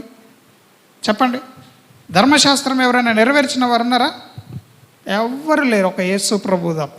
ఆయననే తప్ప ఇంకెవరు కూడా ధర్మశాస్త్రాన్ని నెరవేర్చలేరు. హల్లెలూయా. ధర్మశాస్త్రం నెరవేర్చాలంటే అది అంత కఠినం. ఆమెన్. ఎంతమంది వింటున్నారు? మీకు అర్థమవుతున్నాయా చదువులేని వాళ్ళకి? పాత నిబంధనలో మోషే ఇచ్చిన ఆజ్ఞలు నెరవేర్చాలంటే అది ఏ మనిషి వలన కాదు, అంత కఠినమైన ఆజ్ఞలు. చివరికి అయ్యా దేవా, మేము నీ ఆజ్ఞలు నెరవేర్చలేకపోతున్నాం, మాకు సహాయం చేయని మళ్ళీ దేవుని దగ్గరకు వచ్చి వేడుకునేటట్టుగానే అవి బలమైనవి ఉంటున్నాయి. ఈ కోనేరు దేన్ని సూచిస్తుందంటే మోషే యొక్క ధర్మశాస్త్రాన్ని. మోషే ధర్మశాస్త్రం ఏం చెప్తుంది? అబద్ధం ఆడకు, అంటే నువ్వు చెయ్యాలి, చంపకు, తప్పు చేయకు, అది చేయకు, ఇది చేయకు, అన్నీ నువ్వు చేస్తేనే నువ్వు బ్రతు. నువ్వు మాట వింటే నువ్వేమవుతావు? నువ్వు చేయాలా. ఆమెన్. పక్కలకు చెప్పండి, పాత నిబంధనలో మోషే ధర్మశాస్త్రం అంతా మనిషి మనం చేస్తేనే మనం బ్రతుకుతాం. చెప్పండి అందరూ కూడా, పక్కలకు చెప్పండి. ఇప్పుడు మీరు ఏం చేసిర్రని మీకు రక్షణ వచ్చింది? ఇప్పుడు మీరు ఏం చేయకపోయినా రక్షణ వచ్చింది. మన కొరకు యేసుప్రభు ఏం చేశాడు? చేయాల్సిందంతా ఆయన ధర్మశాస్త్రం నెరవేర్చినాడు. ఆమెన్. ఇప్పుడు వీడు ఏం చేశాడని స్వస్థత పొందినాడు? వాడేమి చేయలేడు. ఆమెన్. అర్థమవుతుందా? నీ పరిపెత్తుకొని నువ్వు నడువంటే వాడికి స్వస్థత వచ్చేసింది. వీడు ఏం చేయకపోయినా ఇక్కడ స్వస్థత వచ్చింది. కానీ అక్కడ వాళ్ళు దిగితే స్వస్థత వస్తుంది. అందుకనే మనము పాపం చేయకుండా మనము ఆజ్ఞల్ని పాటిస్తే మనము బ్రతుకుతామన్న ధైర్యము ఆ యొక్క మోషే గ్రంథం ఇస్తే, మోషే ధర్మశాస్త్రం ఇస్తే, ఇక్కడ దేవుడు అయ్యా నేను పాపినైనప్పటికీ నీ కృప వలన నేను రక్షణ పొంది ఉన్నాను, నీ కృప వలననే. ఆమెన్. మనలో ఎవడైనా మంచోడు ఉన్నాడా? ఆయన రక్షణకు అర్హులు ఎవ్వరం లేము. అయినా మనము యేసుక్రీస్తు చేసిన త్యాగం వలన మనం ఏం చేస్తున్నాం? కృప పొందుతున్నాం. ఆమెన్. రక్షింపబడి ఉన్నాం. హల్లెలూయా. అటువంటి కఠినమైన కాడిని, మనుష్యుల పద్ధతులను మన మెడల మీదకెళ్ళి తీసేసినాడు దేవుడు. ఆమెన్. ఆదివారం నాడు ఏ పని చేయొద్దు అన్నాడు. ఇప్పుడు ఆదివారం నాడు ఎవరు ఏ పని చేయకుండా ఉంటున్నారు? ఇప్పుడు ఇంకా విశ్రాంతి దినం అనే యూదులు మాత్రమే ఆ విధంగా ఉండుండొచ్చు. ఆమెన్. హల్లెలూయా. యేసు ప్రభు అప్పుడు ఇప్పుడు ఎప్పుడు కూడా మతాన్ని ఏం చేశాడు? ఆయన ఖండిస్తూనే ఉన్నాడు. హల్లెలూయా. సంఘము ఆ యొక్క మతంలోనికి వెళ్ళడానికి ఇష్టం లేక దేవుడు మనకి ఒక ప్రత్యక్షతని ఇస్తున్నాడు. హల్లెలూయా. 38 ఏళ్ళు పడి ఉన్న వాళ్ళంతా మతంలో ఉన్నోళ్ళే. హల్లెలూయా. దేవుని అద్భుతాలు జరగకుండా అడ్డుకునేది మతమే. ఆమెన్. నీ దగ్గర దేవునికి సంబంధించిన ఆశీర్వాదాలు ఏమన్నా ఉంటే అవి కూడా లాక్కునేది ఎవరు? మతమే. ఆమెన్. సో మనం మతంలో లేము. ఎక్కడున్నాం మనం? దేవుని యొక్క సత్యమైన మార్గంలో మనం నడుస్తున్నాం. కాబట్టి ఇక్కడ మనము దేవుని కృపచేత మనము బాగుపడ్డాము, రక్షించబడ్డాము. హల్లెలూయా. ఈ సంఘం అది గుర్తుంచుకోవాలా. నువ్వేమి చేయకపోయినా దేవుడు నిన్ను ఏర్పరచుకొని నీకు మంచి ఆరోగ్యంనిచ్చి, నీకు మంచి బలంనిచ్చి, నీకు రక్షణనిచ్చి, నిన్ను కాపాడి, నిన్ను విడిపించి, నిన్ను బాగు చేసుకున్నాడు. కాబట్టి నీవు ఎవరి కొరకు బ్రతకాలి? యేసు ప్రభు కొరకు బ్రతకాలి. ఆమెన్. హల్లెలూయా. మనం ఇంకా ఇక్కడ కొన్ని మాటలు చదువుకుందాం. ఇశ్రాయేల్లో అటువంటి స్థితిలో ఉన్నారని నేను మీకు జ్ఞాపకం చేశాను. అటువంటి చెడ్డ స్థితిలో మనం ఉండకూడదు. సంఘముగా ఇది సహవాస కూడిక. మనము యేసు యొక్క పరిచారకులుగా, దేవుని యొక్క సహకారులంగా, ఆయనతో జత పనివారంగా ఈ సంగతులు నేర్చుకోవాలి. ప్రభు 8వ వచనం చూడండి. యేసు అంటున్నాడు, నీవు లేచి నీ పరుపెత్తుకొని నడువమని వానితో చెప్పి. నువ్వు లేచి నడువని అన్నాడా? అనలే. నీ పరుపెత్తుకొని నడువమంటున్నాడు. ఇన్ని దినములు నువ్వు దేని మీద ఆధారపడ్డావో ఇంకా నీకు దాంతో పని లేదు. నీకు పూర్తి విడుదల దేవుడు ఇస్తున్నాడు. యేసు ప్రభు నమ్మిన తర్వాత సగం అటు సగం ఇటు ఉండదు ఏది. ఆయన పరిపూర్ణుడు. ఆమేన్. ఆయన మనల్ని బాగు చేసే దేవుడు. హల్లెలూయా. మరలా చెప్తున్నాను, నీవు లేచి నీ పరుపెత్తుకొని నడువమని అంత చెప్పగా వెంటనే అనే మాట ఉంది అక్కడ. ఏం జరిగింది? వెంటనే. గంట సేపు ఆగిండా? 5 నిమిషాలు ఆగిండా? శరమ్మ, యేసుప్రభు ఏమన్నాడు? నువ్వు 38 ఏళ్ళ నుంచి పడి ఉన్న పరుపెత్తుకొని నడువమన్నాడు. నడువమనగానే, లేచి నడువమనగానే వెంటనే అనే ఒక మాట వాడుతున్నది అక్కడ బైబిల్ గ్రంథంలో. పరిశుద్ధాత్మ దేవుడు ఆ మాటను మనము జ్ఞాపకం ఉంచుకోవాలా. 2 రోజులకో 3 రోజులకో వాడు బాగుపడలే. ఈ కృప మనం పొందాలా. ఈ కృప మనం పొందాలంటే యేసు ప్రభువు వలె ఆత్మ నడిపింపులో మనం ఉండాలి. ఆమేన్. సంఘం మీద నేర్చుకోవాలి. అనేక సంగతులను ఇందులో నేర్చుకోవడానికి. అంతమందిని బాగు చేయలేదు, ఈ ఒక్కరిని ఎందుకు బాగు చేశాడు? ఎందుకంటే ఈయన ఆత్మ ఎటు తీసుకెళ్తా అటు వెళ్తాడు. హల్లెలూయా. తండ్రి చిత్తాన్ని నెరవేరుస్తాడు. పక్కలకు చెప్పండి అందరూ కూడా, సంఘంలో మనము ఆత్మానుసారంగా నడుచుకోవాలని. మీరు ఈ మైండ్తో నడుచుకున్నారంటే మోసపోతారు. మనల్ని ఆత్మ ప్రేరేపించాలి. ఆమేన్. దేవుని ఆత్మ మనల్ని ప్రేరేపిస్తేనే మనము దేవుని కొరకు కార్యములు చేయగలుగుతాం. హల్లెలూయా. ఆత్మ నడిపింపులో లేకుండా నీవు తండ్రిని ఎప్పుడు కూడా సంతోషపెట్టలేవు. హల్లెలూయా. నువ్వు చేసే ప్రార్థనలన్నీ కూడా ఒక దినం వ్యర్థమైపోతాయి. నువ్వు ఉన్న పరిస్థితులన్నీ కూడా, నువ్వు చేసిన సేవ అంతా కూడా ఒక దినము వ్యర్థమైపోతుంది. కాబట్టి ఇక్కడ నీ పరుపెత్తుకొని నీవు నడువమనగానే వెంటనే వాడు ఏమైపోయాడంటే పరుపెత్తుకొని నడుస్తూ ఉన్నాడు. హల్లెలూయా. మరి ఇన్ని రోజులు వాడు చేశాడు ఒక పని. ఆ పని వలన వాడు మేలు పొందినాడా? చెప్పండి సురేష్. నేను ఓదామని వెళ్తున్నాను, కానీ నాకంటే ముందు ఒకడు అందులో దిగేస్తున్నాడు. అంటే మానవ ప్రయత్నములు నీ జీవితంలో ఎటువంటి ఫలమునివ్వవు. ఆమేన్. హల్లెలూయా. చెప్దాం అందరం కూడా. ఏమని చెప్దాం?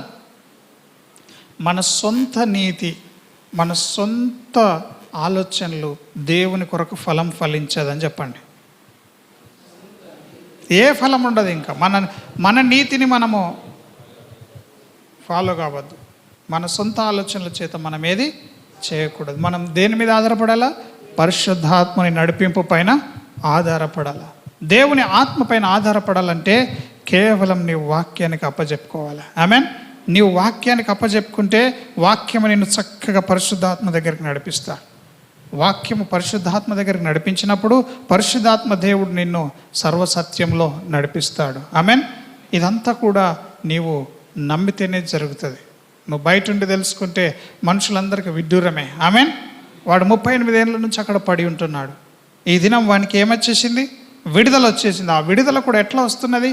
దేవుని పరిశుద్ధాత్మ నడిపింపును బట్టే. హల్లెలూయా.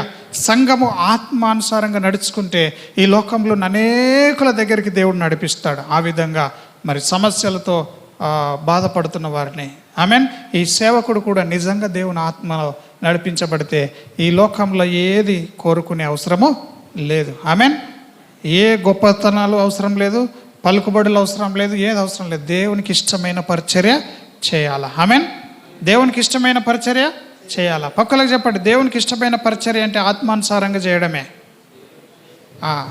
వాక్యానుసారమైందే ఆత్మానుసారమైంది, ఆత్మానుసారమైందే దేవునికి ప్రీతికరమైంది.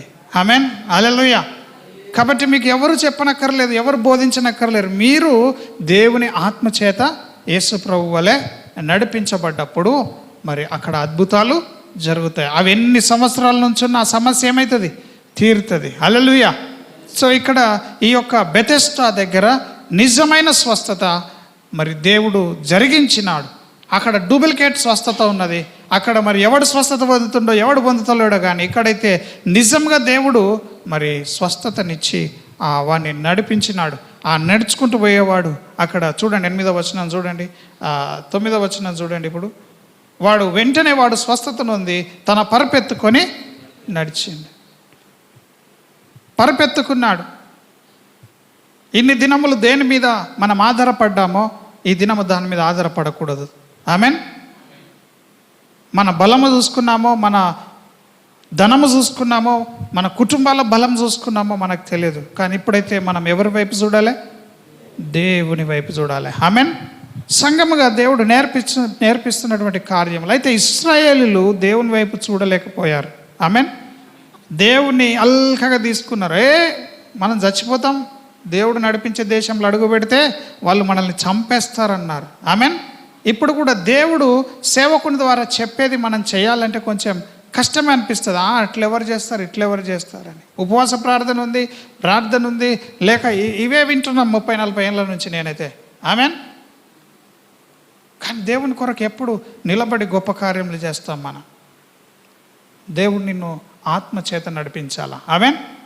ఆత్మచేత నడిపిస్తేనే మన హృదయాలు నింపబడతాయి. లేకపోతే అక్కడ వచ్చిన వాళ్ళ ఆకలి తీరదు, సమస్యలు తీరవు. నిన్ను దేవుడు నిలబెట్టాలి అని అంటే నువ్వు ఎవరి వల్ల నిలబడాలా? దేవుని వలన. ఆమెన్. అక్కడ ఎందరో సొంత కార్యములు సొంత శక్తితో ట్రై చేస్తున్నారు కానీ స్వస్థత దొరకట్లేదు. ఇక్కడ ఆత్మ నడిపింపులో ఒక కార్యం జరుగుతుంది. వాడు నమ్ముతున్నావా? స్వస్థపడాలనుకుంటున్నాడు. అవును అన్నాడు. స్వస్థత వెంటనే వచ్చింది. ఆమెన్. వీడు వెళ్ళి నీళ్ళలో దూకే అవసరం లేదు. వీడిని ఇంకెవడో బాగా అయిందని ఎవరు కూడా అనే అవసరం కూడా లేకుండా యేసుప్రభు అక్కడి నుంచి వెంటనే వెళ్ళిపోయినట్టుగా మనం చూస్తున్నాం. అక్కడ చూడండి 11వ వచనంలో 10వ వచనం. ఆ దినము విశ్రాంతి దినము గనుక యూదులు ఇది విశ్రాంతి దినము కదా, నీవు నీ పరుపెత్తుకొని ఎత్తుకున్న తగదే అని స్వస్థత నొందిన వానితో చెప్పిరి. ఆమెన్. మతస్థులు ఒకడు బాగుపడితే ఓర్వలేకపోతున్నారు. మతంలో ఉన్న వాళ్ళు సంఘంలో కూడా మతంలో ఉన్నట్టే ఉంటారు. పక్కోడు బాగుపడితే ఓర్వరు. వీళ్ళంతా దేవుని బిడ్డలు గారు. ఆమెన్. ఇక్కడ వాడు చక్కగా పరిపెత్తుకొని పోతుంటే చప్పట్లు కొట్టాలి, అరే వీనికి దేవుడు ఆరోగ్యం ఇచ్చిండని. కానీ వీళ్ళు ఏమంటున్నారు? నువ్వు ఎందుకు ఇంత పెద్ద పాతకం చేస్తున్నావు? ఈరోజు విశ్రాంతి దినం, ఈరోజు నువ్వు పరిపెత్తుకొని నడవద్దని నీకు తెలియదా అని అడుగుతా ఉన్నారు. ఆమెన్. అదేంటో దేవుడు నీ పరిపెత్తుకొని నడువు అన్నదే పెద్ద ఇష్యూ అయిపోయింది అక్కడ. హల్లెలూయా. అప్పుడు వాడు అంటున్నాడు, అయ్యా నాకు ఒక మనిషి ఈ పరిపెత్తుకొని నడు అన్నాడు. నేను ఎత్తుకొని నా సొంతగా పోతలే. ఒక మనిషి నన్ను ఆజ్ఞాపించిండు. ఏమని? నీ పరిపెత్తుకొని నడువమన్నాడు. నేను నా పరిపెత్తుకొని నడుస్తున్నానంటే అప్పుడు యూదులు అడుగుతున్నారు, ఎవరు ఆయన అని. ఎవరో ఏమో నాకు తెలియదు అంటున్నాడు. హల్లెలూయా. వాళ్ళు మరి సంతోషిస్తలేరు, దేవుణ్ణి స్తుతిస్తలేరు. వాడికి ఆరోగ్యం వచ్చిందన్నది అసలే వాళ్ళ దృష్టిలో లేదు. మొన్న కూడా నేను ఒక సేవకుని గురించి వింటున్నాను. సంఘంలో ఎంతో సమర్పిస్తారు, ఆయనకు బట్టలు కొనిస్తారు. పండుగకి దగ్గర 8,000 రూపాయలు బట్టలకు ఇస్తారంట. అసలు నేను షాక్ అయిపోయినాను. మళ్ళీ అదేదో సంఘంగా కాదు, కుటుంబాలు, ఒక్కొక్క కుటుంబం. మరి అట్లా ప్రతి కుటుంబం ఒక 5,000 బట్టలకు ఇస్తే ఆయనకి ఏం తక్కువ ఉంటుంది చెప్పండి? ఏం తక్కువ ఉంటుంది? బట్టలకే, క్రిస్మస్కి, న్యూ ఇయర్కి. మరి ఆ పాస్టర్ యొక్క ప్రోగ్రాంలన్నీ కూడా సంఘమే భరిస్తూ ఉంటున్నది. ఆమెన్. అవన్నీ భరిస్తూ ఉంటే సంఘం కొరకు ఒక చిన్న కార్యం కూడా చేయలేని పరిస్థితిలో ఉంటున్నారు. దయ్యాలను వెళ్ళగొట్టలేని పరిస్థితిలో ఉంటున్నారు. రోగులను స్వస్థపరచలేని పరిస్థితిలో ఉంటున్నారు. వాళ్ళు డబ్బులు ఇస్తే మాత్రం కొనుక్కోవడానికి మంచి బట్టలు వస్తున్నాయి, కానీ ప్రార్థన చేస్తే మాత్రం వాళ్ళ రోగాలు పోవట్లేదు. ఇది గమనించకుండా సంఘాన్ని ఎంతో ఇబ్బంది పెడతా ఉంటే ఇప్పుడు ఆ సంఘం అంతా కూడా ఎంత ప్రార్థించారో తెలియదు. ఇప్పుడు వాళ్ళంతా కూడా హృదయంలో నొచ్చుకొని బాధపడుతూ ఉన్నారు. ఆమెన్.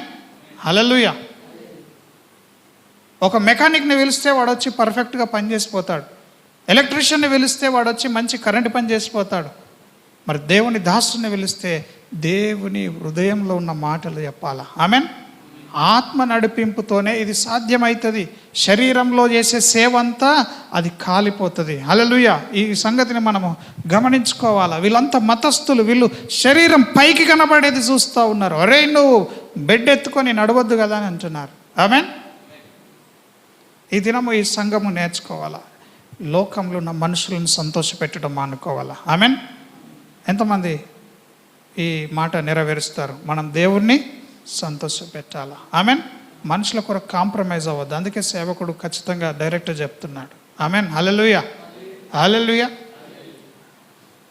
సేవకు వెలిసింది దేవుడు సమస్తాన్ని చూసుకుంటాడని దేవుని మీద ఆధారపడి ఆత్మ నడిపింపులు చేసే సేవ అనేక ప్రజలను బ్రతికిస్తుంది. ఆమేన్. హల్లెలూయా. ఈ సమయంలో మనం మరొకసారి ఈ మాటను జ్ఞాపకం చేసుకుందాం. ఇక్కడ వీళ్ళు మరి ఆయన ఎవడో స్వస్థత నొందిన వానికి కూడా తెలియలేదు. ఆ చోటును గుంపు కూడిండను కనుక యేసు తప్పించుకొని పోయినావంటే యేసు వెళ్ళిపోయిండు అనొచ్చు కదా, కానీ అక్కడ యేసు ఏం చేస్తున్నాడు? తప్పించుకొని పోయిండు. ఆమేన్. ఈ కాలంలో ఒక అద్భుతం జరిగితే ఇగో మాకు జరిగిందని పబ్లిసిటీ చేసుకునే వాళ్ళు ఉన్నారు. ఒక అద్భుతం జరిగితే అక్కడనే ఉంటాడు. ఇది ఎవరు చేశారు? నేనే చేసిన నేను ప్రార్థన చేస్తే జరిగిందని చెప్పే స్థితిలో ఉంటారు కదా. కానీ అంత గొప్ప అద్భుతం 38 ఏళ్ళ నుంచి బాగుపడితే యేసుప్రభు అక్కడి నుంచి సింపుల్గా తప్పించుకొని వెళ్ళిపోయాడు. అక్కడ చాలా పండుగ సందర్భంగా అనేకులు ఉండుట్లా ఆ గుంపులో ఆయన వెళ్ళిపోయాడు. ఈ బాగుపడ్డోని కూడా తెలియదు ఆయన ఎవడో. ఆమేన్. యూదులు అడుగుతున్నారు, ఎవర్రా నీకు ఆ మాట చెప్పిందంటే ఎవరో నాకు తెలియదు. మరలా యేసుప్రభు ఆ పండుగలో కలిసి, ఒరేయ్ నువ్వు బాగుపడ్డావు మంచిదే, కానీ నువ్వు మరలా పాపము చేయవు. నువ్వు పాపం చేస్తావంటే ఇంతకంటే గొప్పగా కీడు నీవు అనుభవిస్తావని చెప్తాడు. అప్పుడు అర్థమవుతుంది, అబ్బా నన్ను బాగు చేసింది యేసుప్రభు అని. ఇప్పుడు వెంటనే వాళ్ళకి పోయి గొప్పగా చెప్తాడు, నన్ను బాగు చేసింది యేసుప్రభు అని మతస్థులకు చెప్తాడు, యూదులకి. కానీ యూదులు దాన్ని సంతోషంగా తీసుకుంటారా? అబ్బా యేసుప్రభు అయితే యేసుప్రభును మనము మెడల దండేసి తీసుకొద్దామని అన్నారా? వాడిని చంపేద్దామని అన్నారు. యేసుప్రభుని ఏం చేద్దామనుకున్నారు? చంపేయాల వాడు అన్నారు. ఆమేన్. హల్లెలూయా. కాబట్టి ఈ సంఘము కూడా, ఎందుకు నేను ఈ సంఘం గురించి చెప్తున్నానంటే, ఈ 3 దినాల ప్రత్యక్షత ఈ యొక్క ఇశ్రాయేలు ప్రజలు, మరి నేను దాన్ని వివరించడానికి అంత సమయం తీసుకోలేదు, కానీ చాలా పర్యాయములు యేసు ప్రభుని శోధిస్తారు వాళ్ళు. మోషే కూడా విసుగు చెంది సంఘంతో విసుగు చెందుతాడు. ఆయన దేవుని దగ్గర మాట్లాడుతున్నాడు, కానీ ఈయనకు కూడా కోపం వస్తుంది. అంత నీచమైన పరిస్థితి. ఒక సమయం వస్తున్నది. ఒక సమయం ఏమొచ్చిందంటే, అహరోను మోషే సంఘానికి కాళ్ళు మొక్కుతున్నారు, సాష్టాంగపడి సాగిలపడి నమస్కారం చేస్తున్నారు. పాస్టర్లు అట్లా చేయొచ్చా? వింటలేరు సంఘం. వినకపోతే చచ్చిపోతారా బాబు అని వాళ్ళకి తెలుసు. ఆమేన్. వినండి, సంఘం ఏం చేస్తున్నది? వినట్లే. మీరు వినకపోతే దేవుడు మిమ్మల్ని చంపేస్తాడ్రా బాబు, మీరు వినండి అని మోషే ఎన్నిసార్లు చెప్పిన వాళ్ళు విన్నట్లేరు. అందుకే మోషే హృదయంలో కదిలించబడి అహరోను మోషే ఇద్దరు కలిసి వాళ్ళు ఏం చేశారంటే సమాజం ఎదుట సాగిలపడ్డారు. ఆమేన్. సాగిలపడితే విశ్వాస వీరులు ఇద్దరున్నారు అక్కడ. కాలేబు యెహోషువ బట్టలు చించుకున్నారు. అయ్యో మా పాస్టర్ ఆ బుద్ధి లేని వాళ్ళకు సాగిల పడుతున్నారు, ఇది మంచిది కాదు అని చెప్పేసి వాళ్ళిద్దరు ముందుకు వచ్చి బట్టలు చించుకొని ప్రభు సన్నిధిలో మరి మోషే అహరోనులకు సపోర్ట్గా నిలబడ్డారు. హల్లెలూయా. ఎంతమంది నమ్ముతున్నారు ఈ మాటలు? నీచమైన మనుషులు ఎంత చెప్పినా క్రైస్తవులుగా చర్చికి వస్తారు, ఆ బ్రతుకు మార్చుకుంటే అదే గొడవలు, అదే బుద్ధి, అదే సనుగులాట. ఆమేన్. ఏమన్నంటే మాటలు మాట్లాడుకోరు, సస్తారు. జాగ్రత్త. ఆమేన్. రోగాలు వస్తాయి. అందుకే మోషే ఎన్నోసార్లు దేవా క్షమించు నీ పేరు చెడ్డదవుతుంది అన్నాడు, కానీ చివరికి మోషే కూడా మూర్ఖులారా, ద్రోహులారా, మీ కొరకు ఈ బండలో నుంచి నీళ్లు దేవాలని అన్నాడు. ఆయనకు కూడా విసుకెత్తించారు. ఆమేన్. 1 రోజు 2 రోజులు 3 రోజులు ప్రతిసారి యేసుప్రభు వచ్చేసాడు. వచ్చి వాళ్ళు నన్ను 10 సార్లు, ఇప్పటికే 10 సార్లు నన్ను శోధిస్తున్నారు. ప్రతిసారి నన్ను వాళ్ళు శోధిస్తున్నారు. చారసారములు లేని ఈ అన్నం ఎవడు తింటాడు అంటున్నారు. ఉప్పు సప్పు లేదు ఇంట్లో, ఈ టేస్ట్ ఎట్లా తింటాం? దానికి కూడా సేవకుని మీద అలుగుతున్నారు. చూడండి, మరి మనమే బాధ్యులం కదా. సేవకుడు అయ్యో పాపం ఆయన ఏం చేస్తాడు, ఇంకా ఆయననే దేవుని దగ్గర ప్రార్థన చేస్తున్నాడని అనుకున్నారా? మోసే విషయంలో ఇశ్రాయేల్ స్థితి. అయినా ఆ 38 ఏళ్ళ నుంచి అలా పడి ఉన్న వాడిని దేవుడు వచ్చి తాకి నీ పరిపెత్తుకొని నడువమన్నట్టుగా ఈ దినము ఈ సంఘాన్ని కూడా దేవుడు అదే కోరుకుంటా ఉన్నాడు. ఆమెన్. ఇప్పుడు కృప ఉంది కాబట్టి నువ్వు నాశనం కావు ఇంకా. కానీ నేను నాశనం కాను కదా, నేను అదే స్థితిలో ఉంటా అంటే కుదరదు. హల్లెలూయా. సత్యం కూడా ఉంది. కృపతో పాటు దేవుడు ఏం తెచ్చాడు? సత్యము కూడా. సత్యాన్ని మనము అంగీకరించాలి, నెరవేర్చాలి. అయితే ఇక్కడ మరి వారు యేసుప్రభు తప్పించుకొని పోయిన తర్వాత మరలా వాళ్ళు తెలుసుకుంటున్నారు. చూడండి 14వ వచనం. అటు తర్వాత యేసు దేవాలయంలో వాడిని చూసి, ఇదిగో స్వస్థత నొందితివి, మరీ ఎక్కువగా కీడు నీకు కలగకుండానట్లు ఇకను పాపము చేయకుమని చెప్పగా. ఆమెన్. కృప ద్వారా ఆ 5 మంటపములు, ఆ 5 మంటపములు దేన్ని సూచిస్తున్నాయి? కృపను చూపిస్తున్నాయి. బెతెస్దా అంటే అర్థమైంది, దయగల ఇల్లు అని సూచిస్తున్నది. యేసు ప్రభు అక్కడికి వెళ్ళడం దేన్ని సూచిస్తుంది? ఆయన కృప ఆ యొక్క 38 సంవత్సరాల వ్యాధిగ్రస్తుడి పైన పడ్డదని. ఆమెన్. కృప పొందండి. ఇప్పుడు దేని ద్వారా స్వస్థత పొందిండి ఆయన? స్వస్థత ఎట్లా వచ్చింది ఇప్పుడు ఆయనకి? కృప వలన స్వస్థత వచ్చింది. ఆమెన్. హల్లెలూయా. దేని వలన వచ్చింది స్వస్థత? కృప వలన స్వస్థత వచ్చింది. అయితే వాడు ఎగురుకుంటూ గంతులు వేసుకుంటూ పోయిండు. వానికి సగమే సువార్త అందింది, కంప్లీట్ సువార్త అందాలే. మరలా దేవాలయంలో కనబడ్డాడు. అప్పుడు అంటుండ, రే కృప వలన నువ్వు కృప పొందుకున్నావు, ఇప్పుడు సత్యము కూడా నీవు జరిగించాలి. సత్యం ఏంటిది? నువ్వు ఇక పాపము చేయకు. నువ్వు ఇక పాపం చేసినావు అనుకో, ఇంతకంటే డేంజర్ నువ్వు పరిస్థితుల్లో పడతావు. అప్పుడు ఈ వ్యక్తికి అర్థమవుతుంది, ఓహో నన్ను బాగు చేసింది ఈయననా, యేసు ప్రభువు నన్ను బాగు చేసింది. అప్పుడంటే తెలియలేడు, కానీ ఇప్పుడు నాకు తెలిసింది కాబట్టి మరి నన్ను అడిగిరు కదా కొందరు యూదులు, నిన్నెవడు బాగు చేసిండ్రా అని. ఈయన పేరు గొప్పగా పోయి చెప్తాను, ఎగురుకుంటూ దుంకుకుంటూ, నన్ను బాగు చేసింది యేసు ప్రభు, మీకు తెలుసో తెలియదు, నేను నన్ను ఆయన బాగు చేసిందని చెప్పేసి వద్దాం అనుకున్నాడో ఏమో. కానీ వాళ్ళు ఏం చేశారు? యేసు ప్రభు మీద పగబట్టారు. ఆమెన్. హల్లెలూయా. సో ఎప్పుడైనా యేసు ప్రభు లాంటి పరిచయం చేసే వాళ్ళకి సొంత వాళ్ళే అడ్డుగా ఆటంకంగా ఉంటారు. హల్లెలూయా. ఎంతమందికి అర్థమవుతుంది? యేసు ప్రభువును ఎక్కువగా హింసించింది యూదులే. ఎవరి కొరకైతే వచ్చాడో వాళ్ళే యేసు ప్రభువుని ఎక్కువగా హింసించినారు. ఇప్పుడు సేవకుని బాధించేది ఎవరు? చెప్పిన మాట వినకపోతే సేవకునికి చాలా బాధ అనిపిస్తుంది. అయినా దేవుడు క్షమిస్తున్నాడు కదా అని అల్కగా తీసుకున్నాడు. కానీ ఒక దినం వచ్చేస్తుంది, యేసు ప్రభు చెప్పిన మాట నెరవేరుతుంది. ఆమేన్. హల్లెలూయా. ఆయన ఏం చెప్పిండో తప్పకుండా నెరవేరుతుంది. సంగమా, మరి ఇంకా అనేక విషయాలు ఉన్నాయి.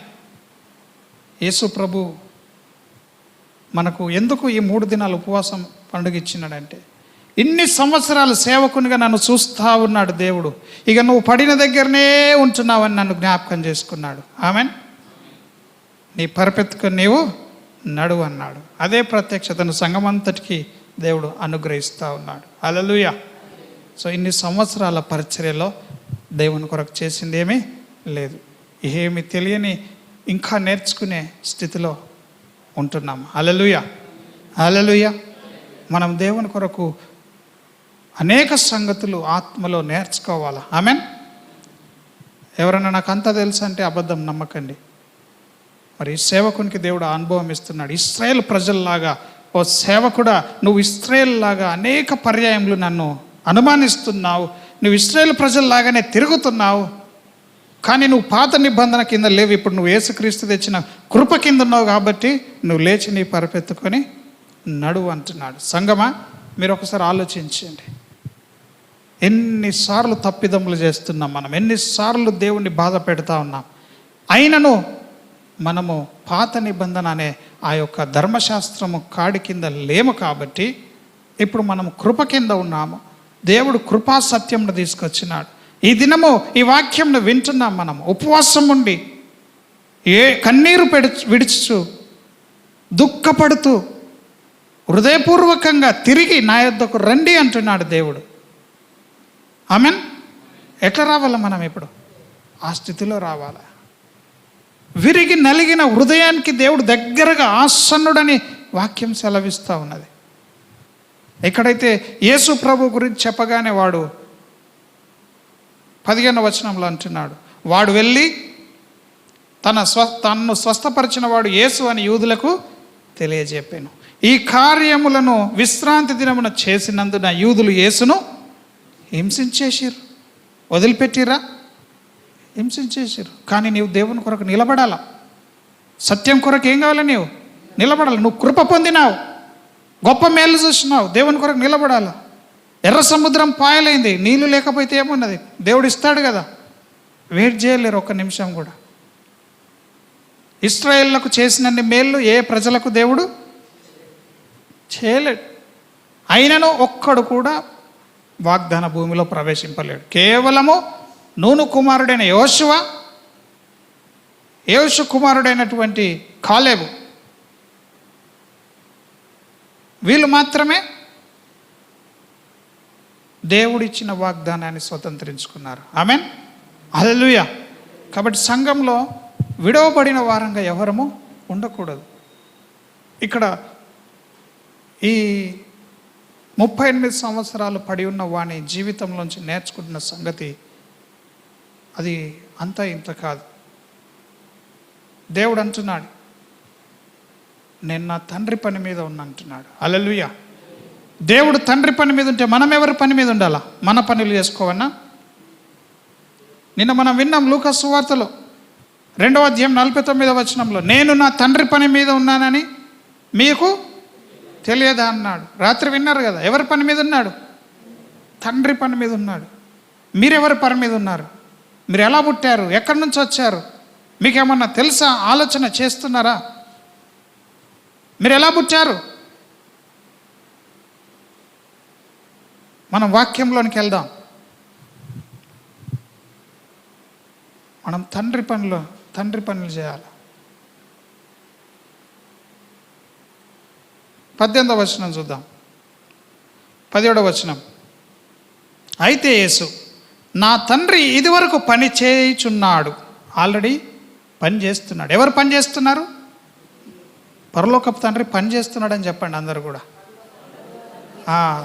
తండ్రి యేసుక్రీస్తే ఇప్పుడు కుమారుడుగా ఉంటున్నాడు కాబట్టి కుమారుడుగానే ఆయన ప్రవర్తిస్తూ ఉన్నాడు. 100కి 100 పాళ్ళు దేవుడు, 100కి 100 పాళ్ళుగా మనిషిగా.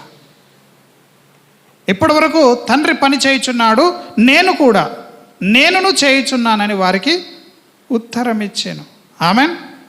ఆయన విశ్రాంతి దినాచారము మీరుట మాత్రమే గాక దేవుడు తన సొంత తండ్రి అని చెప్పి తను దేవునితో సమానునిగా చేసుకొనెను గనక ఇందు నిమిత్తమును యూదులు ఆయనను చంపవలెనని మరి ఎక్కువగా ప్రయత్నం చేసిరి. ఆమెన్. మనుషులు పెట్టుకున్న పద్ధతులకు, దేవుని కార్యములకు అర్థం కాని పరిస్థితిలో మనుషులు ఉంటున్నారు. మరి ఒక మనిషిని బాగు చేసిందన్నటువంటి ఆలోచన వారికి ఏమాత్రము లేదు. ఒకడు బ్రతికినాడన్న ఆలోచన ఏమాత్రము వారికి లేదు. యేసు ప్రభు దగ్గరికి వస్తే యేసు ప్రభు అన్నాడు, నా తండ్రి పని చేస్తున్నాడు, నేను కూడా పని చేస్తూనే ఉన్నాను. ఏం పని చేస్తున్నాడు తండ్రి? ఏం పని చేస్తున్నాడు? అసలు తండ్రికి పని ఎప్పుడు స్టార్ట్ అయింది? ఆయన విశ్రాంతి తీసుకున్నాడు తండ్రి. ఆమెన్. మనం పని పుట్టించినాం.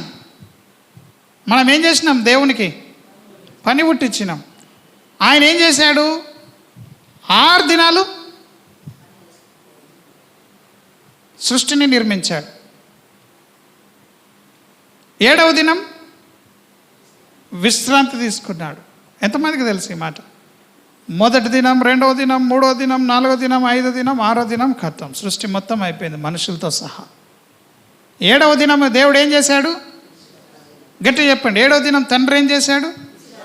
విశ్రాంతి తీసుకున్నాడు. ఇంకా ఆయన చేసే పని అంతా అయిపోయింది. కానీ ఇక్కడ యేసుప్రభు ఏమంటున్నాడు? నా తండ్రి పని చేస్తున్నాడు, నేను కూడా చేస్తున్నాను. వీళ్ళకి పని పెట్టింది ఎవరు? ఆమేన్. తండ్రికి కుమారుడికి పని పెట్టింది ఎవరు? మనమే గనక పాపం చేయకుండా ఉంటే తండ్రి విశ్రాంతిలోనే ఉంటుండే, మనం కూడా విశ్రాంతిలోనే ఉంటుంటిమి. ఆమేన్.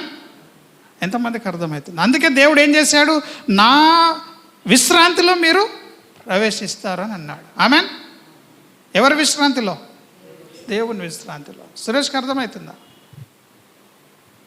6 దినాలు దేవుడు సృష్టిని కంప్లీట్ చేశాడు. చివరిగా భూమి మీద ఆయన సృష్టించింది ఎవరిని చెప్పండి? కమాన్ డానియల్, దావీదు. ఈ 6 దినాల్లో చివరిగా సృష్టించింది ఎవరిని?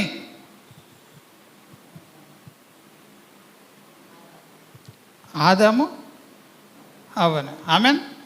తర్వాత ఇంకేమైనా సృష్టించిండా? అన్నీ సృష్టించిన తర్వాత ఎవరిని సృష్టించిండు? దేవుడు ఎంతో కేర్ తీసుకున్నాడు. మనుషుల గుణము ముందే తెలిసేమో దేవునికి. ఒక భక్తుడు చెప్తా ఉన్నాడు, ఆదాము అవ్వను అనగా మనుషులను ముందే సృష్టించి మనిషితో కలిసి ఈ వెలుగు కలుగును గాక అంటే మనిషి ఇప్పుడు ఏం చెప్పుకుంటుండే? నేనే వెలుగును కలుగజేసిన అని చెప్పుకొని బతుకుతుండే. ఆమెన్. అందుకే ఆ క్రెడిట్ మనుషులకు రాకుండా దేవుడు ఏం చేసిండు? అన్నీ సృష్టించిన తర్వాత చివరికి ఏమి చేసేది లేకుండా మనుషులని సృష్టించిండు. మీకు అర్థమవుతుందా?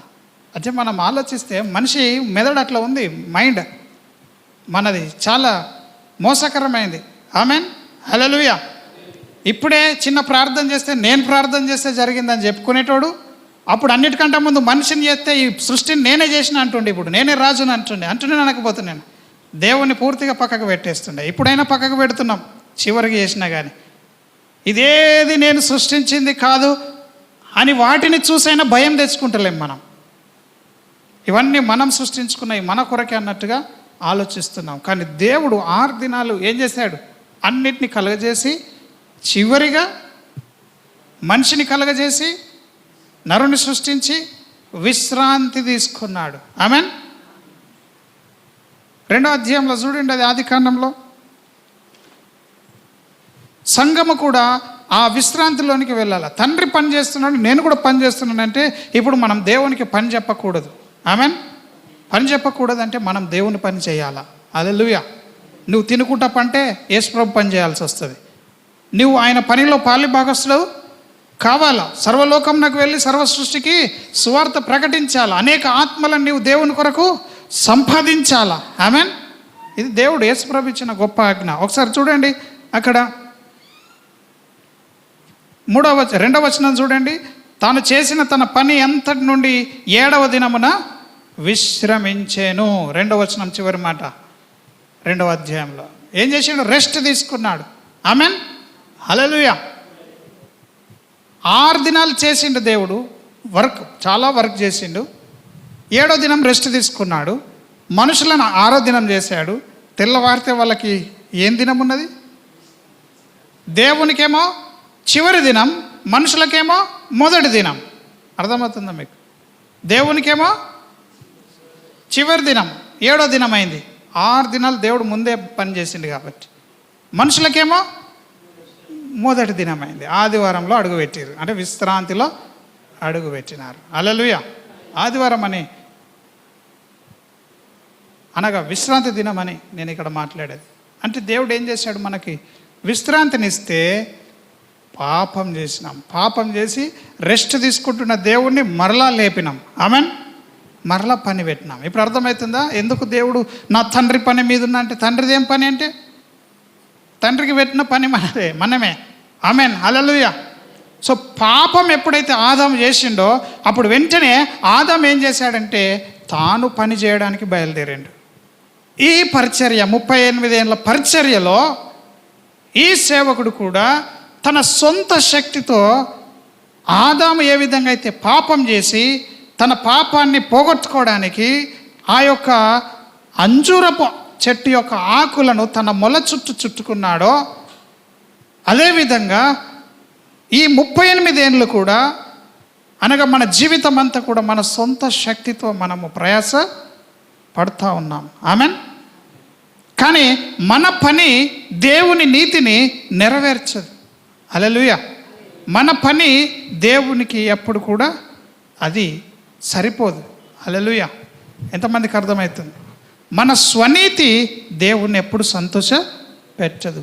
ఓ సంఘం నాకు 4 పాటలు పాడొస్తుంది, కొంత వాక్యం చెప్పొస్తుంది, చదువు ఉన్నది, పెద్ద మీటింగ్లు పెట్టాలని నా దగ్గరికి చాలామంది వచ్చారు. సంఘస్థులే వచ్చారు, బయట పాస్టర్లు కూడా వచ్చారు, హైదరాబాద్లో కూడా కొందరు అన్నారు. కానీ ప్రభు చిత్తం మీద అదే చేయాలి, ఆత్మ నడిపింపులో ఉండాలి. ఆమెన్. ఈ విధంగా మొదట కొద్దిగా ఉన్నప్పటికీ తుదకు మహాభివృద్ధి పొందే దేవుని వాక్య నెరవేర్పు మనం చూడాలి. హల్లెలూయా. మీరు నమ్ముతారో నమ్మరో, ఇన్ని సంవత్సరాలుగా మనుషులుగా మనం బ్రతుకుతూ మనము మన సొంత పనులు చేసి దేవుని సంతోష పెట్టాలనుకుంటున్నాం. ఆమెన్. నీ సొంత పనితో నీవు దేవుని సంతోష పెట్టాలనుకుంటున్నావు. నీకు ఇష్టమైనటువంటి కూరలుండి నన్ను తినమని అడిగితే నాకు సంతోషం ఉంటుందా? నాకు సంతోషం ఉండాలంటే నాకు ఇష్టమైంది ఏదేదో అది చేయాలా. ఆమెన్. నేను నిన్న చూస్తున్నా ఫిలిస్టియన్స్ని చూస్తున్నా, ఫిలిప్పి దేశంలో ఉన్న వాళ్ళని. వాళ్ళు కట్టెలలో ఉన్న పురుగులను తీసుకొని తింటున్నారు అప్పటికప్పుడే.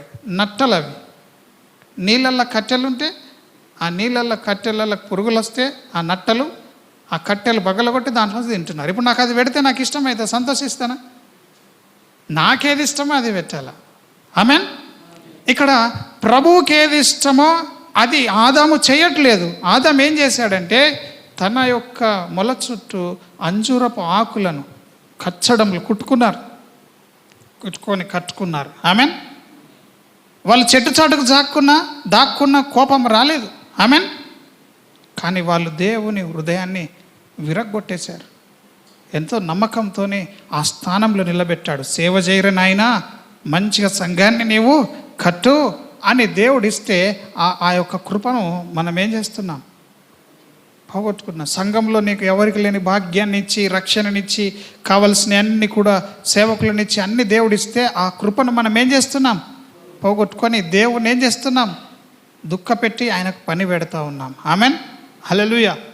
ఆ 3వ అధ్యాయంలో చూస్తే ఆదాము పాపం చేయగానే దేవునికి పని పడ్డది.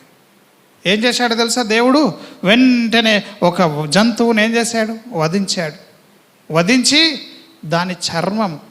దాని రక్తంతో కూడుకున్న చర్మాన్ని తీసుకొచ్చి ఆదాము కప్పుకున్నటువంటి ఆ ఆకులను తీసేసి, ఆ అంజూరపు ఆకులను తీసివేసి ఏం చేశాడు? ఆ చర్మాన్ని కప్పాడు. ఆమెన్. జంతు చర్మాన్ని కప్పాడు. అప్పటి నుంచి దేవునికి పని పెట్టినాం మనం. మరలా ఆయన విశ్రాంతి తీసుకున్నాడు, కానీ ఆ విశ్రాంతిని మనమే డిస్టర్బ్ చేసినాం. ఆమెన్.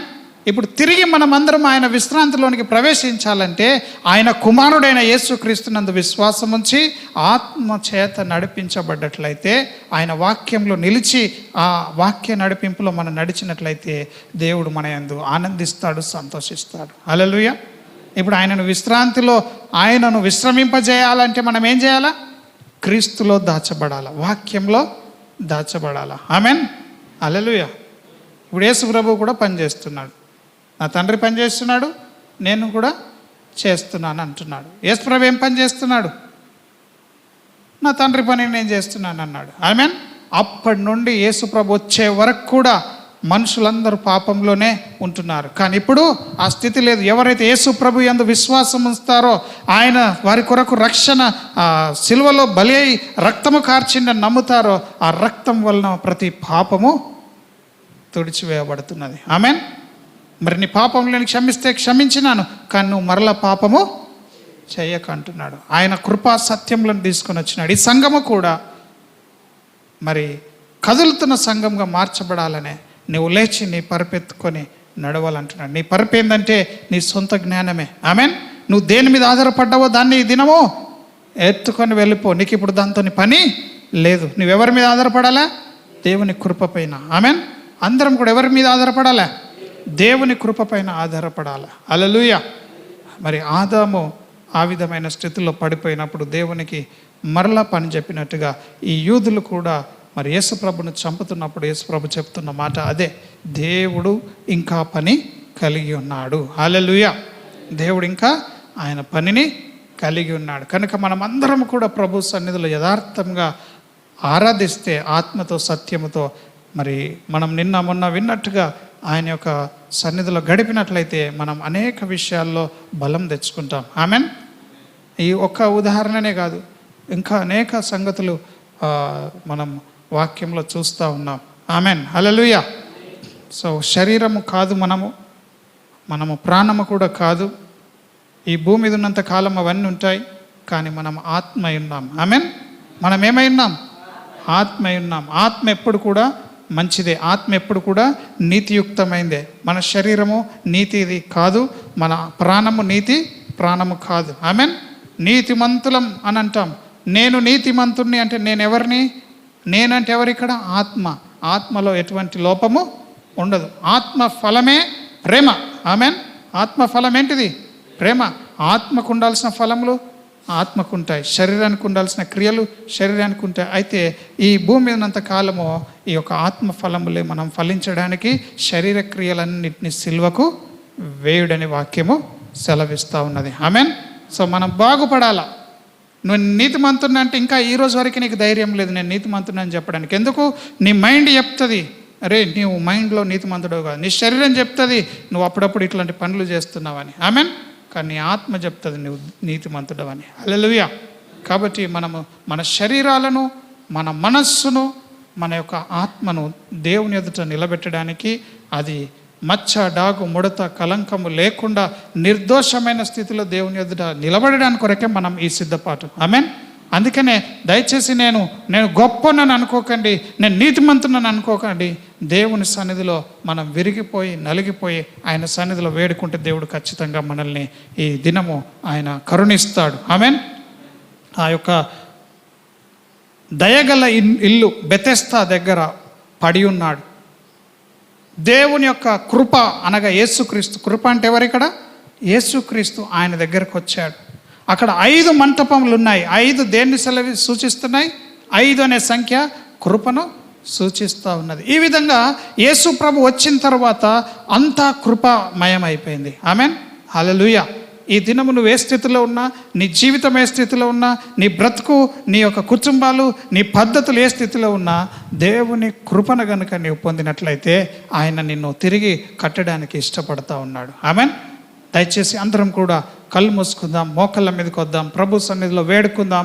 అయ్యా, ఆ 38 సంవత్సరాల్లాగా చాలా కాలం నుండి నేను ఈ విధంగా అయినటువంటి బంధకాల్లో ఉంటున్నాను. చాలా కాలం నుండి నేను మంత్రశక్తులతో ఉంటున్నాను. చాలా కాలం నుండి మారు మనస్సు లేకుండా ఉంటున్నాను. చాలా దినముల నుండి, చాలా సంవత్సరముల నుండి నేను ఈ విధమైన చెడ్డ స్థితిలో ఉంటున్నాను. అయ్యా, నాకు విడుదల దయచేయని దేవుడిని నువ్వు యథార్థంగా అడిగితే, నువ్వు బాగుపడాలన్న ఆశ ఉన్నదా నీకు అని అడుగుతున్నాడు దేవుడు.